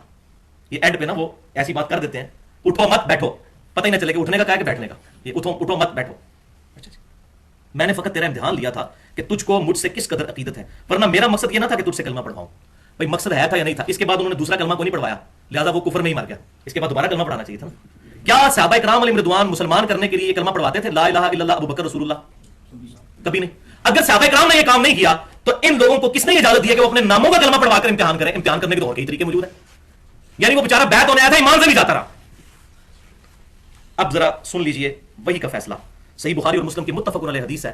عبداللہ بن عمر رضی اللہ تعالیٰ عنہ کہتے ہیں نبی صلی اللہ علیہ وسلم نے فرمایا اسلام کی بنیاد 5 چیزوں پر ہے. بنیاد ہی لا دی ہے. اور پہلا فرمایا لا الہ الا اللہ محمد رسول اللہ صلی اللہ علیہ وسلم کی گواہی دینا. یہ صحیح مسلم کی پہلی حدیث بھی ہے، حدیث جبریل والی. دوسرا نماز قائم کرنا، تیسرا زکات ادا کرنا، چوتھا حج اور 5واں رمضان کے روزے. یہ ہے وہی کا عقیدہ کہ کلمہ بنیاد ہے، اس کو جو ہلائے گا. تو اب آپ دیکھ لیجئے. اچھا اب اسی کے اوپر بریلوی اور دیوبندیوں کے مناظرے بھی رکھے ہوئے یوٹیوب پہ. جب بریلویوں نے دیوبندیوں پر اعتراض کیا کہ آپ کے بزرگ نے کلمہ پڑھوایا ہے لا الہ الا اللہ اشرف علی تھانوی رسول اللہ والعیاذ باللہ، وہ آ رہے آپ، تو انہوں نے کہا آپ کے بزرگ بھی تو پڑھا کے گئے ہیں چشتی رسول اللہ. ان کا چلو ٹھیک ہے کینسل ہو گیا، دو برابر ہو گئے. یہ بالکل اس طریقے سے ہے کہ اگر کوئی شخص یہ کہے میرا بیٹا اسکول میں فیل ہو جائے اور میں پوچھوں بیٹا تو کیوں فیل ہوا، تو کہ ابو جی آپ کے دوست کا بیٹا بھی فیل ہو گیا، تو میں کہوں ہاں بالکل ٹھیک ہوا. بھائی دونوں غلط ہیں. اور یہ مناظرے کرتے ہوئے شرائط رکھتے ہیں کہ اگر ہم نے کوئی ایسی گستاخی آپ کے بزرگ کی نکالی جو کفریہ ہوئی تو آپ نے فتویٰ لگانا ہے. ہاں اگر آپ نے اس کے مقابلے پر ہمارے بزرگ کی کوئی نکال دی تو پھر نہ ہم آپ پر فتویٰ لگائیں گے نہ اپنے پر. اور پھر وہ اینڈ پہ دعا کر رہے ہوتے ہیں یا اللہ ہم میں سے جو جھوٹا ہے اس کو یہیں پر موت دے دے. اور کسی کو موت نہیں آتی، یعنی دونوں جھوٹے ہوتے ہیں، کیونکہ دونوں جھوٹے ہوئے نا. تو وہ آگے جناب علماء کا نظریہ 14 یہ ہے. دیوبندی عالم مولانا اشرف علی تھانوی صاحب کا رسالہ الامداد چھپتا تھا. اس کا 8واں رسالہ ماہ صفر 1336 ہجری 1336 ہجری آپ سمجھ لیں 1917 کی بات ہے. 1917 جلد 3 صفحہ 35 پر. اور یہ تھانہ بھون سے شائع ہوتا تھا ان کا رسالہ. جیسے آج کل بھی علماء کے رسالے نکلتے ہیں نا، مختلف مکاتب فکر کے ماہانہ نکلتے ہیں. بریلویوں کا اہل سنت نکلتا ہے، اس طریقے سے اہل حدیث کا نکلتا ہے الحدیث کے نام سے، اس طریقے سے دیوبند کا شیعہ کا نکلتا ہے مختلف. تو اس زمانے میں اشرف تھانوی صاحب بھی اپنا ایک رسالہ نکالا کرتے تھے. اب اس میں وہ سوالوں کے جواب دیا کرتے تھے. تو ان سے کسی نے سوال پوچھا. اب یہ سنیے، ایک شخص نے خواب دیکھا اور اس نے کہا کہ حضرت میں نے خواب دیکھا ہے. یہ سوال کا جواب ذرا آپ ارشاد فرمائیے. میں خواب میں کیا دیکھتا ہوں کہ میں کلمہ پڑھتا ہوں لا الہ الا اللہ اشرف علی رسول اللہ والعیاذ باللہ. پھر میں بیدار ہو کر بھی بے اختیاری میں پڑھ رہا ہوں اللہم صلی علی سیدنا و نبینا و مولانا اشرف علی نبینا. پھر اس نے جب یہ واقعہ وہاں بھیجا اور کہا کہ حضرت میں بڑا پریشان ہوں، خواب میں بھی پڑھ رہا ہوں بیداری میں بھی، کیونکہ ان کے مولوی کہتے ہیں تو خواب ہے جی، خواب میں تو اختیاری کوئی نہیں ہوتا. اس میں الفاظ ہے بیداری میں بھی پڑھ رہا ہوں. اچھا اب آپ کو کوئی بندہ یہ خط بھیجے کہ جی حضرت میں نے خواب میں دیکھا کہ میں آپ کے نام کا کلمہ پڑھ رہا ہوں اور بیداری میں بھی میری زبان پہ یہی کلمہ جاری ہے، تو آپ کو کیا کہنا چاہیے کہ بھائی توبہ کر، تیرے اوپر اتنا بڑا شیطان کا حملہ ہو چکا ہے کہ تو اتنا شیطان کے ہتھے چڑھ گیا کہ تیرا اپنا اختیار ہی ختم ہو گیا، تو یہ کام کر رہا ہے. یہی ہونا چاہیے نا. ایک موچی سے شرابی کبابی سے پوچھ لے وہ بھی یہی کہے گا، میرے جیسا گنہگار آدمی بھی یہی کہے گا. لیکن اشرف تھانوی صاحب نے کیا جواب دیا؟ ان کا اس واقعے میں تسلی تھی کہ جس کی طرف تم رجوع کرتے ہو، یعنی تمہارا جو پیر، یعنی کہ میں خود وہ اشرف تھانوی صاحب ان کا مرید تھا نا، وہ بعون ہی تعالی متبع سنت ہے، یعنی تمہارا پیر اللہ کی مدد سے سنت کا عامل ہے. اس لیے تمہیں یہ خواب دکھائی گئی ہے کہ تم اپنے پیر کے نام کا کلمہ پڑھ رہے ہو اور اس کو نبی مانتے ہوئے اس پر درود پڑھ رہے ہو. پریشانی کی کوئی مسئلہ نہیں ہے کہ اس میں تو تسلی میرے لیے ہو گئی ہے. اچھا اب مجھے بتائیے اس مرید کو تو چھوڑیں، یہ جو جواب دے رہا ہے بندہ اس کے اوپر کیا فتوا لگے گا؟ چلو وہ تو ہوش میں نہیں تھا، یہ تو ہوش میں ہے نا، یہ تو خواب نہیں دیکھ رہا. تو یہ میں اس لیے بتا رہا ہوں کہ ہر طریقے سے بچانے کی کوشش کرتے ہیں، اور یہ نہ سمجھیے گا کہ وہ ان چیزوں کو مانتے نہیں، اس میں مناظرے کرتے ہیں پورے. اللہ اکبر، استغفر اللہ. اب وہی کا فیصلہ سن لیجیے. یہ درود شریف اس نے پڑھا، کلمہ والا تو آپ پہلے سن چکے، بخاری اور مسلم کی بنیاد ہے. یہاں پھر میں نے درود شریف لگایا ہے، ان اللہ و ملائکتہ یصلون علی النبی یا ایھا الذین آمنوا صلوا علیہ وسلموا تسلیما اللهم صل علی محمد وعلی آل محمد کما صلیت علی ابراہیم وعلی آل ابراہیم انک حمید مجید اللهم بارک علی محمد وعلی آل محمد کما بارکت علی ابراہیم وعلی آل ابراہیم انک حمید مجید. سورۃ الاحزاب کی آیت نمبر 56 ہے اور بخاری اور مسلم کی متفق علیہ حدیث ہے. جب یہ آیت درود نازل ہوئی تو رسول اللہ نے ہمیں درود ابراہیمی سکھایا. لہذا وہ بدبخت علماء جو کہتے ہیں درود ابراہیمی ناقص ہے، ان کو توبہ کرنی چاہیے. یہ درود رسول اللہ نے سکھایا ہے. رسول اللہ صلی اللہ علیہ وسلم کو اس آیت کا ترجمہ آتا تھا، ان کی زبان عربی تھی کہ درود و سلام کے مقابلے پر کیا چیز سکھانی ہے، اس کے ضمن میں کیا بات سکھانی ہے. الحمدللہ. اب آ جائیے جی 15 نمبر نظریہ علماء کا. یہ دیوبندی عالم مولانا خلیل احمد سہارنپوری صاحب المہند علی المفند صفحہ 30 مکتبۃ العلم لاہور سے شائع شدہ. وہ کہتے ہیں کہ قبر مبارک میں آپ صلی اللہ علیہ وسلم کی حیات دنیا کی سی ہے. وہ کہتے ہیں نبی صلی اللہ علیہ وسلم قبر میں زندہ ہے لیکن جس طرح ہم دنیا میں زندہ ہے نا اس طریقے سے. اچھا، بلا مکلف ہونے کے، یعنی کہ اس پر وہ دنیا والے پروٹوکول نہیں ہے جس طرح دنیا میں تو ہمیں نماز بھی پڑھنی پڑتی، باقی کام بھی کرنے پڑتے ہیں ترتیب کے ساتھ. اس طرح کی کوئی پابندی نہیں ہے لیکن ہے زندگی اس طرح کی. اور یہ حیات مخصوص ہے حضرت صلی اللہ علیہ وسلم کے لیے اور شہداء کے ساتھ. برزخی نہیں ہے، برزخی نہیں ہے یہ حیات جو حاصل ہے تمام مسلمانوں کو. ثابت ہوا کہ آپ صلی اللہ علیہ وسلم حیات دنیاوی کے ساتھ اپنی قبر مبارک میں زندہ ہے والعیاذ باللہ تعالی. دنیا کی جو زندگی ہے بھائیو، اس سے آخرت کی زندگی جو ہے، آخرت کی زندگی اس سے افضل ہے. وللآخرۃ خیر لک من الاولی. اے محبوب صلی اللہ علیہ وسلم آپ کا ہر آنے والا لمحہ گزرے ہوئے سے بہتر ہے. دنیا کی زندگی کوئی بہتر نہیں ہے آخرت کے مقابلے پر. نبی کی تو دنیا کی زندگی بہت بہتر، لیکن قبر کی زندگی دنیا کی سی نہیں ہے، وہ آخرت اور برزخ کی زندگی ہے. اس میں میرا پورا ریسرچ پیپر بھی ہے، رسول اللہ صلی اللہ علیہ وسلم کی آخری وصیت ہے، اس میں میں نے جو حیات النبی کا عقیدہ ہے وہ ایڈریس کیا ہے. اور مسئلہ نمبر 5 کے نام سے 25 منٹ کی گفتگو اہل سنت پاک .com پر مسئلہ حیات النبی کا میں نے بیان کیا. حیات النبی صلی اللہ علیہ وسلم کو سارے مانتے ہیں لیکن جھگڑا وہاں شروع ہوتا ہے جب دنیا کی سی. تو پھر دنیا کی سی ہے تو دنیا میں کھانے پینے سے ٹوائلٹ میں جانا پڑتا ہے، تو معاذ اللہ استغفر اللہ، پھر ہم کہیں گے کیونکہ اٹیچ بات ہے سلسلہ. ہاں، آخرت کا جو کھانا ہے اس میں ٹوائلٹ میں نہیں جانا پڑتا. تو آپ صلی اللہ علیہ وسلم کو قبر میں رزق دیا جا رہا ہے، سب کچھ ہے، لیکن وہ آخرت کی زندگی ہے، دنیا کے ساتھ اس کا کوئی تعلق نہیں ہے، سوائے اس کے کہ ہمارا درود و سلام نبی صلی اللہ علیہ وسلم تک پہنچتا ہے. آپ صلی اللہ علیہ وسلم کا جسم مبارک مدینہ شریف کی قبر میں ہے اور آپ صلی اللہ علیہ وسلم کی روح مبارک جنت الفردوس میں ہے، اور اس روح کا جسم کے ساتھ تعلق بھی برزخی موجود ہے. یہ میں نے اس میں ڈیٹیل کے ساتھ بخاری اور مسلم کے حوالے سے بتایا. البتہ وہ ویسا نہیں ہے جیسے دنیا میں ہمارا تعلق ہوتا ہے اپنے جسم کے ساتھ ہماری روح کا. اب وہی کا فیصلہ بھی سن لیجئے. سورۃ البقرہ آیت نمبر 154. بسم اللہ الرحمن الرحیم. ولا تقولوا لمن يقتل في سبيل الله اموات بل احیاء ولكن لا تشعرون ولكن لا تشعرون. اور مت کہو مردہ ان لوگوں کو جو اللہ کی راہ میں شہید کر دیے جائیں، وہ تو اللہ کے حضور زندہ ہیں لیکن ان کی زندگی کا تمہیں شعور نہیں ہے. وہ برزخی زندگی ہے، متشابہات ہے، ہم اس کی ڈیٹیل میں نہیں پڑھ سکتے سوائے اس کے کہ جو احادیث میں آ گیا. علماء کا نظریہ نمبر 16، ٹوٹل 19 سے 16 پہ ہم پہنچ گئے الحمدللہ. اب ظاہر ہے انہوں نے تو یہ بات کرنی تھی، تو آپ کو پتا ہے بریلوی مکتب فکر کے لوگ جب حیات النبی پھر بیان کریں گے تو وہ پھر ایک سٹیپ اور آگے جائیں گے، کیونکہ وہ تو بالکل کھلی ڈلی بات کرتے ہیں، کچھ باقی تو کرتے نہیں. آپ ذرا سن لیجئے. احمد حضرت بریلوی صاحب ملفوظات حصہ سوم صفحہ 249 بک کارنر جہنم سے شائع ہوئی. اور اب مزے کی بات بتاؤں، یہ عبارت دعوت اسلامی والوں نے اب ملفوظات شائع کی ہیں، اس میں سے یہ عبارت نکال دی ہے. ان کو بھی پتہ چل گیا کہ بڑی گستاخانہ عبارت ہے، انہوں نے نکالی، باقیوں نے نہیں نکالی. بریلوی مکتبہ فکر کی جو سب سے بڑی ویب سائٹ ان کی ہے اعلی حضرت .net جو بریلی والوں کی ہے، اس میں بھی ابھی تک موجود ہے عبارت. انہوں نے دعوت اسلامی انہوں نے نکال دی، میں ان کو اپریشیٹ کرتا ہوں اس مسئلے میں. لیکن اب پبلک کو بتائیں کہ یہ ایسی بےہودہ عبارت تھی کہ ہمیں نکالنی پڑی، تو لوگوں کو بتایا بھی کہ بزرگوں سے غلطی ہو سکتی ہے. تو احمد بریلوی صاحب کہتے ہیں کہ انبیاء کرام کی حیات قبروں میں حقیقی حصی دنیاوی ہے. انہوں نے ایک لفظ اور ایڈ کر دیا، دنیاوی کہا تھا نا دیوبندیوں نے کہا حصی بھی ہے، حصی دنیاوی، ٹینجبل حصی دنیاوی ہے. بلکہ سیدی کہتے ہیں، بلکہ میرے جو آقا ہیں، نبی صلی اللہ علیہ وسلم کو نہیں کہہ رہے، اپنے ایک بزرگ کو کہہ رہے ہیں، بلکہ سیدی محمد بن عبد الباقی زرقانی جو دیوبند اور بریلویوں کے مشترکہ بزرگ ہیں، وہ فرماتے ہیں کہ انبیاء کرام علیہ السلام کی قبور مطہرہ میں ازواج مطہرات بھی پیش کی جاتی ہیں، وہ ان کے ساتھ شباشی بھی کرتے ہیں. میں نے کہا تھا نا بریلوی تو بالکل ڈول کے بات کرتے ہیں، انہوں نے کوئی اس میں رہنے نہیں دی بات. انہوں نے کہا جناب دنیاوی کی آپ کو تعریف کھول کے بتاتے ہیں، دنیاوی کا مطلب کیا ہوتا ہے، یہ سارے کام ہوتے ہیں وہاں پر. اچھا اب بریلوی کہتے ہیں وہ جناب یہ تو انہوں نے عبد الباقی زرقانی کا قول نقل کیا ہے. اچھا تو نقل کر کے اس کی تردید کی ہے، انہوں نے تو اپنی بات کی دلیل میں وہ قول پیش کیا ہے. اور دوسرا انہوں نے کہا سیدی. اب کوئی کہے سیدی غلام احمد قادیانی فرماتے ہیں، پھر آقا کہا اس کو، اپنا سردار کہا، وہ ظاہر ہے ان کو بزرگ مانتے ہیں وہ. تو وہ کہتے ہیں کہ انہوں نے تو یہاں تک لکھ دیا ہے، یہ ان کے چونکہ انہوں نے دلیل قرآن و حدیث سے تو نہیں دینی ہوتی نا، وہ بزرگ نے فرما دیا وہ کافی ہے. تو انہوں نے کہا کہ آپ کو زیادہ چکروں میں کیا ڈالیں، بزرگوں نے تو یہاں تک فرما دیا کہ قبروں میں بیویاں بھی پیش کی جاتی ہیں، شاباشی کرتے ہیں. اللہ خیر اللہ 2 جملے تو ان کا سمجھا دیجیے، اے بھائی جی ساری گل حصی دنیاوی. اچھا اب اس میں وہی کا ذرا فیصلہ سن لیجئے. حیات النبی کو تو ہم مانتے ہیں، میں نے الحمدللہ ریٹن فارم میں بھی لیکچرز بھی موجود ہیں، اور ہم ہی مانتے ہیں صحیح حیات النبی صلی اللہ علیہ وسلم کو. وہی کا فیصلہ بسم اللہ الرحمن الرحیم. سورۃ الاحزاب آیت نمبر 6. النبی اولا بالمؤمنین من انفسہم وازواجہ امہاتہم. نبی صلی اللہ علیہ وسلم مومنین کی جانوں سے بھی زیادہ ان پر حقدار ہیں، اور نبی صلی اللہ علیہ وسلم کی بیویاں امت کی مائیں ہیں. حضور کی بیویوں کے بارے میں بات کرنا اپنی ماں کے بارے میں بات کرنا ہے. کوئی شخص یہ کہہ سکتا ہے کہ یہ وہ کمرہ ہے جس میں میرے والد صاحب میری والدہ کے ساتھ شاباشی فرماتے ہیں، اور نبی صلی اللہ علیہ وسلم کے بارے میں یہ بات کرنا؟ اور میں آپ کو آج ایک ٹروتھ بھی ریویل کر دوں، میرے دماغ کی پہلی گرا جس چیز نے کھولی نا وہ یہی عبارت تھی. مجھے ایک بندے نے آ کے عبارت دکھائی کہ تمہارے احمد بریلوی صاحب نے یہ عبارت لکھی ہے، لیکن الحمدللہ میں اتنا بکا ہوا نہیں تھا. میں نے کہا یہ مس پرنٹنگ ہوگی، بات یہ ویسے غلط ہے، مجھے سمجھ نہیں آتی. اور وہیں سے اللہ تعالیٰ نے پتہ نہیں قبولیت کی گھڑی تھی، وہیں سے پھر رستہ کھلا اور پھر قرآن پاک 2007 میں پڑھنا شروع کیا اور اللہ تعالیٰ نے نبی صلی اللہ علیہ وسلم کے مبارک قدموں تک پہنچا دیا الحمدللہ. تو یہ وہ پہلی عبارت تھی جس نے میرا دماغ کھولا کہ یار اتنے بڑے بزرگ یہ کام کر سکتے ہیں. تو یہاں سے مجھے اب اینٹی وینم ہاتھ لگ گیا کہ اصل مسئلہ یہ ہے اس طریقے سے اس سے توڑیں اور جوڑیں نبی صلی اللہ علیہ وسلم کے ساتھ.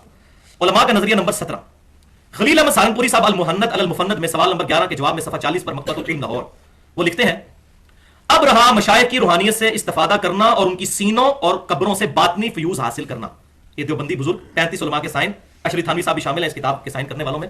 وہ کہتے ہیں اب رہا مسئلہ مشائخ کی روحانیت سے استفادہ کرنا اور ان کے سینوں اور قبروں سے باطنی فیوز حاصل کرنا. تو بے شک صحیح ہے، یہ صحیح ہے، غلط تو ہے نہیں، مگر اس طریق سے جو اس کے اہل اور خواص کو معلوم ہے، نہ کہ اس طرز پر جو عوام میں رائج ہے. یہ دیکھا کیسا چوہا چھوڑا بیچ میں ہے جائز، لیکن اس طریقے پر جو خاص لوگوں کو پتا ہے، عام جو آدمی کرتے ہیں اس طریقے سے نہیں.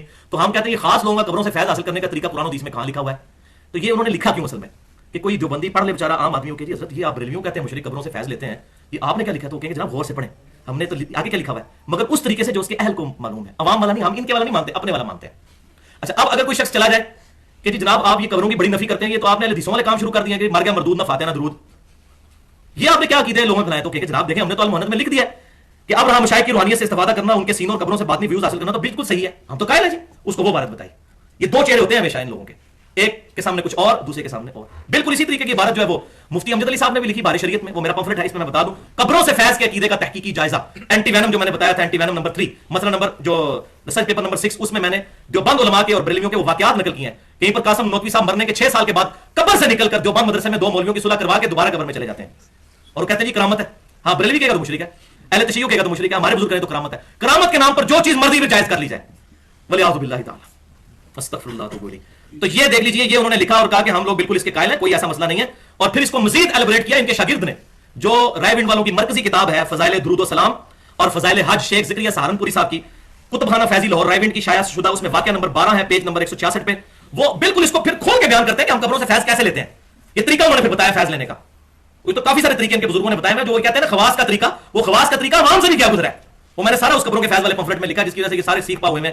ہم نے سارے بڑے علماء کو ان کے دیے ہیں، الیاس گھمن صاحب کو بھی دیا کہ آئیں پبلک کو بتائیں بھائی یہ باتیں آپ لوگوں کے عقیدے ہیں.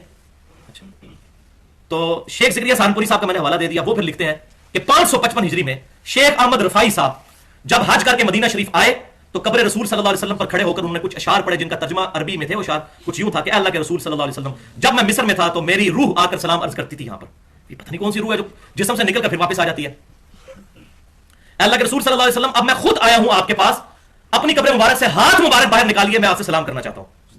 اب مجھے بتائیں آج تک 40 لاکھ حاجی تقریباً جاتے ہیں، اگر یہ ڈیمانڈ وہاں پہ شروع کر دیں، کیا صحابہ کرام نے ایسی کوئی ڈیمانڈ کی؟ تو وہ کہتے ہیں جناب انہوں نے جب یہ ڈیمانڈ کی شیخ احمد رفاعی صاحب نے تو حضور رسول کی وفات کے 550 سال کے بعد کا واقعہ ہے. وہ کہتے ہیں 90,000 لوگوں کی موجودگی میں نبی صلی اللہ علیہ وسلم نے قبر مبارک سے ہاتھ باہر نکالا اور انہوں نے بوسہ دیا، پھر وہ ہاتھ مبارک اندر چلا گیا. ولیعوذ باللہ تعالی. 90,000 کا مجمع آج سے 100 سال پہلے بھی مسجد نبوی میں نہیں آتا تھا، اور یہ وہ واقعہ بیان کر رہے ہیں 900 سال پرانا. جھوٹ کے پاؤں نہیں ہوتے. میں کہتا ہوں چور اپنی لنگوٹی چھوڑ جاتا ہے، یہ لنگوٹا چھوڑ کے گیا اتنا بڑا. 90,000 کا مجمع، اور 90,000 کے مجمع کو ہاتھ مبارک کتنا ہوگا جو نظر آیا. اور یہ نہ سمجھے گا یہ کوئی خواب کا واقعہ ہے، بیداری میں وہ کہتے ہیں. اور پھر انہوں نے بریلویوں کو چپ کروانے کے لیے ساتھ لکھ دیا کہ ان 90,000 لوگوں میں شیخ عبد القادر جیلانی کا نام بھی ذکر کیا جاتا ہے، تاکہ آپ لوگ اس کو غلط نہ سمجھ لیں. دیکھیں شیخ عبد القادر جیلانی کی گستاخی ہو جائے گی. انہوں نے بھی دیکھا ہے منظر، چلو جی بس مور لگ گئی. کس نے دیکھا؟ کوئی ویڈیو بنی، کچھ بھی نہیں، عجیب بات لکھ دی. اور حضرت فاطمہ رضی اللہ تعالیٰ عنہ حضور کی وفات کے بعد ان کو کسی نے ہنستے ہوئے نہیں دیکھا. ٹھیک ہے. حضرت عائشہ رضی اللہ تعالیٰ عنہ 47 سال تک قبر مبارک والے حجرے میں رہی ہیں. کوئی ضعیف روایت دکھا دے کہ انہوں نے کبھی کہا کہ میں نے رسول اللہ سے کبھی ملاقات کی ہو قبر پر، اس قبر کے پاس رہ کر.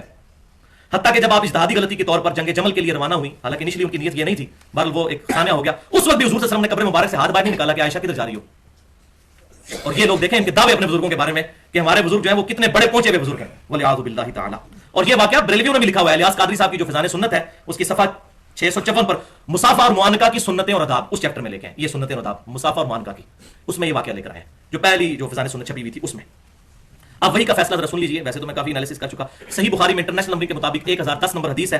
انس بن مالک کہتے ہیں کہ سیدنا عمر فاروق رضی اللہ تعالیٰ عنہ کے مبارک دور میں جب قحط پڑ جاتا تو سیدنا عمر فاروق رضی اللہ تعالیٰ عنہ عباس بن عبد المطلب رضی اللہ تعالیٰ عنہ کے وسیلے سے اللہ کے حضور متوجہ ہوتے اور کہتے اے اللہ پہلے ہم رسول اللہ صلی اللہ علیہ وسلم को तेरी बारगाह में वसीले के तौर पर पेश करते थे और उनकी दुआ की बरकत से तू बारिश नाजिल फरमा देता था। अब हम तेरे रसूल सल्लल्लाहु अलैहि वसल्लम के चचा को लेकर आए हैं, तो जब वो चचा दुआ करते तो बारिश बरस पड़ती। अल्हम्दुलिल्लाह, ये है सही वसीला शख्सी कि किसी नेक आदमी जो दुनिया में मौजूद हो उसको लाकर अल्लाह के हुजूर पेश करके उससे दुआ करवाई जाए।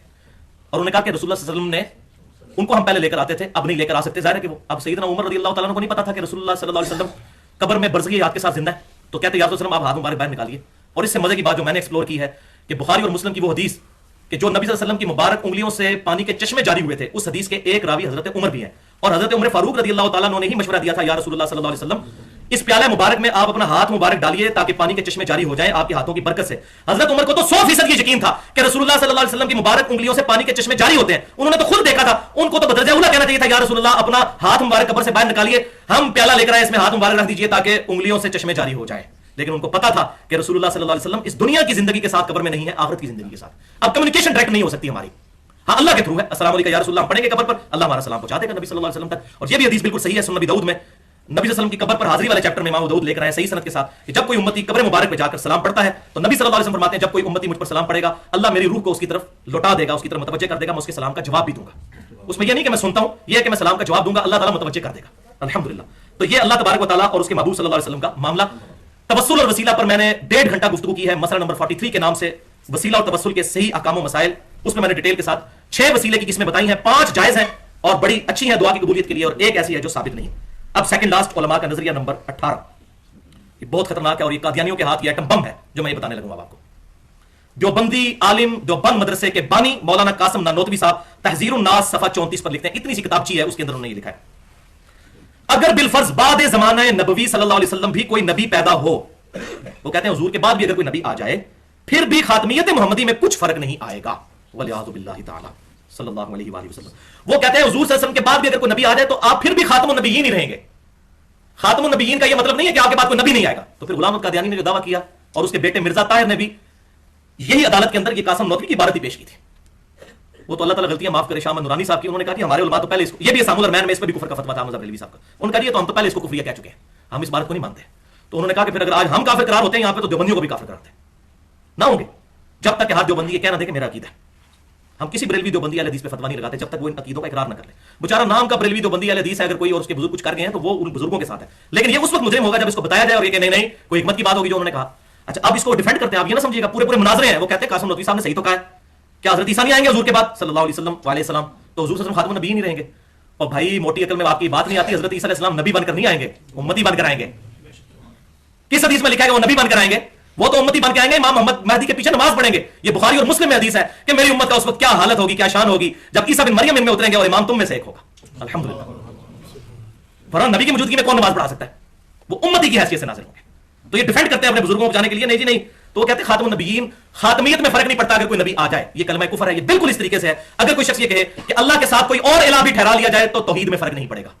अगर अल्लाह की बीवी हो तो तौहीद में फर्क नहीं पड़ेगा, अगर अल्लाह का बेटा हो तो तौहीद में फर्क, और तौहीद तो नाम ही इस चीज का है, लम यलिद वलम यूलद, तौहीद में फर्क पड़ेगा। खातमुन नबीयीन होने का मतलब यही है कि नबी सल्लल्लाहु अलैहि वसल्लम नबूवत की मोहर है, और मोहर डॉक्यूमेंट के एंड पे लगती है जिसके बाद कोई चीज ऐड नहीं हो सकती डॉक्यूमेंट में। और दूसरा तर्जुमा है इसकी सील, लॉक, जैसे वो डाकखाने में वो जो लॉक लगा देते हैं ना, उसको भी अरबी में मोहर कहा जाता है।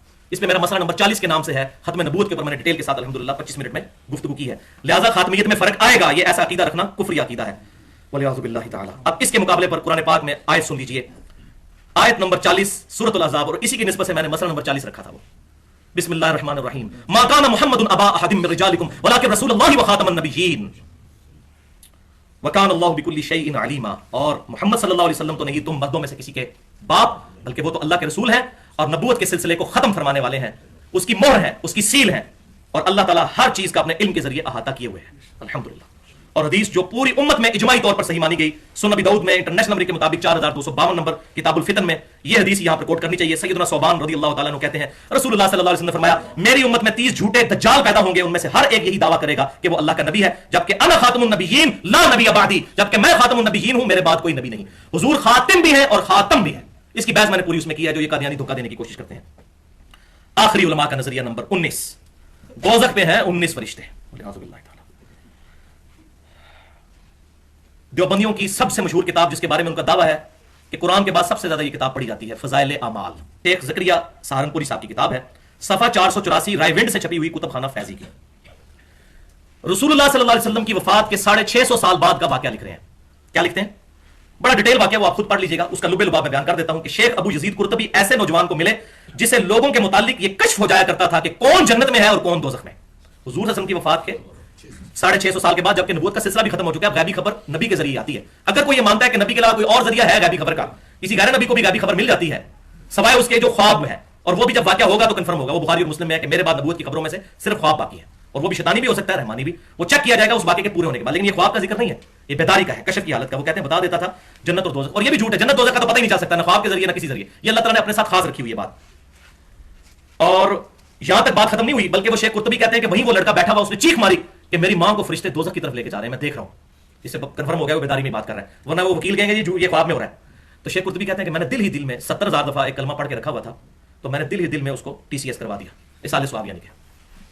तो कहते हैं वो हंसने लग पड़ा, उन्होंने कहा शेख वो मेरी मां को अब जन्नत की तरफ लेकर जा रहे हैं। तो शेख साहब फरमाते हैं इससे 2 फायदे हुए मुझे। एक तो मुझे ये कंफर्म हो गया कि इसका कशफ बिल्कुल सही है, ये जज करने का तरीका, और कहते हैं दूसरा मुझे ये कंफर्म हो गया कि 70,000 दफा कलमा पढ़ के किसी को भी मरने के बाद अल्लाह ताला से जबरदस्ती बख्शवाया जा सकता है। यही मतलब हुआ ना। वो कहते हैं इस हदीस की ताकत भी पता चली, हालांकि हदीस कहीं पर मौजूद ही नहीं किसी अहले सुन्नत की मोतबर किताब के अंदर कि 70,000 दफा कलमा पढ़ के किसी को बख्शवाया जाए, वरना तो बड़ा आसान काम है। लाल मस्जिद के जो कातलीन है परवेज मुशर्रफ समेत समाज सारे उसके मुतक़िदीन, तो ठीक है वो जनाब 70,000 दफा कलमा पढ़ के तो बख्शवा ले अपने आप को, जितने उन्होंने वहां बेगुनाह लोग कत्ल किए, तो ठीक है बख्शे जाएंगे, फिर इन्हीं के पास ही चले जाएंगे, इन्हीं के मारे उन्होंने, तो इनसे कहें 70,000 दफा कलमा पढ़ दें, ये दीन है। और इतना बड़ा दावा कि वो जन्नत और दोज़ख बता देता था, ये सहाबा के बारे में भी हमारा अकीदा हो तो हम काफिर हो जाएं।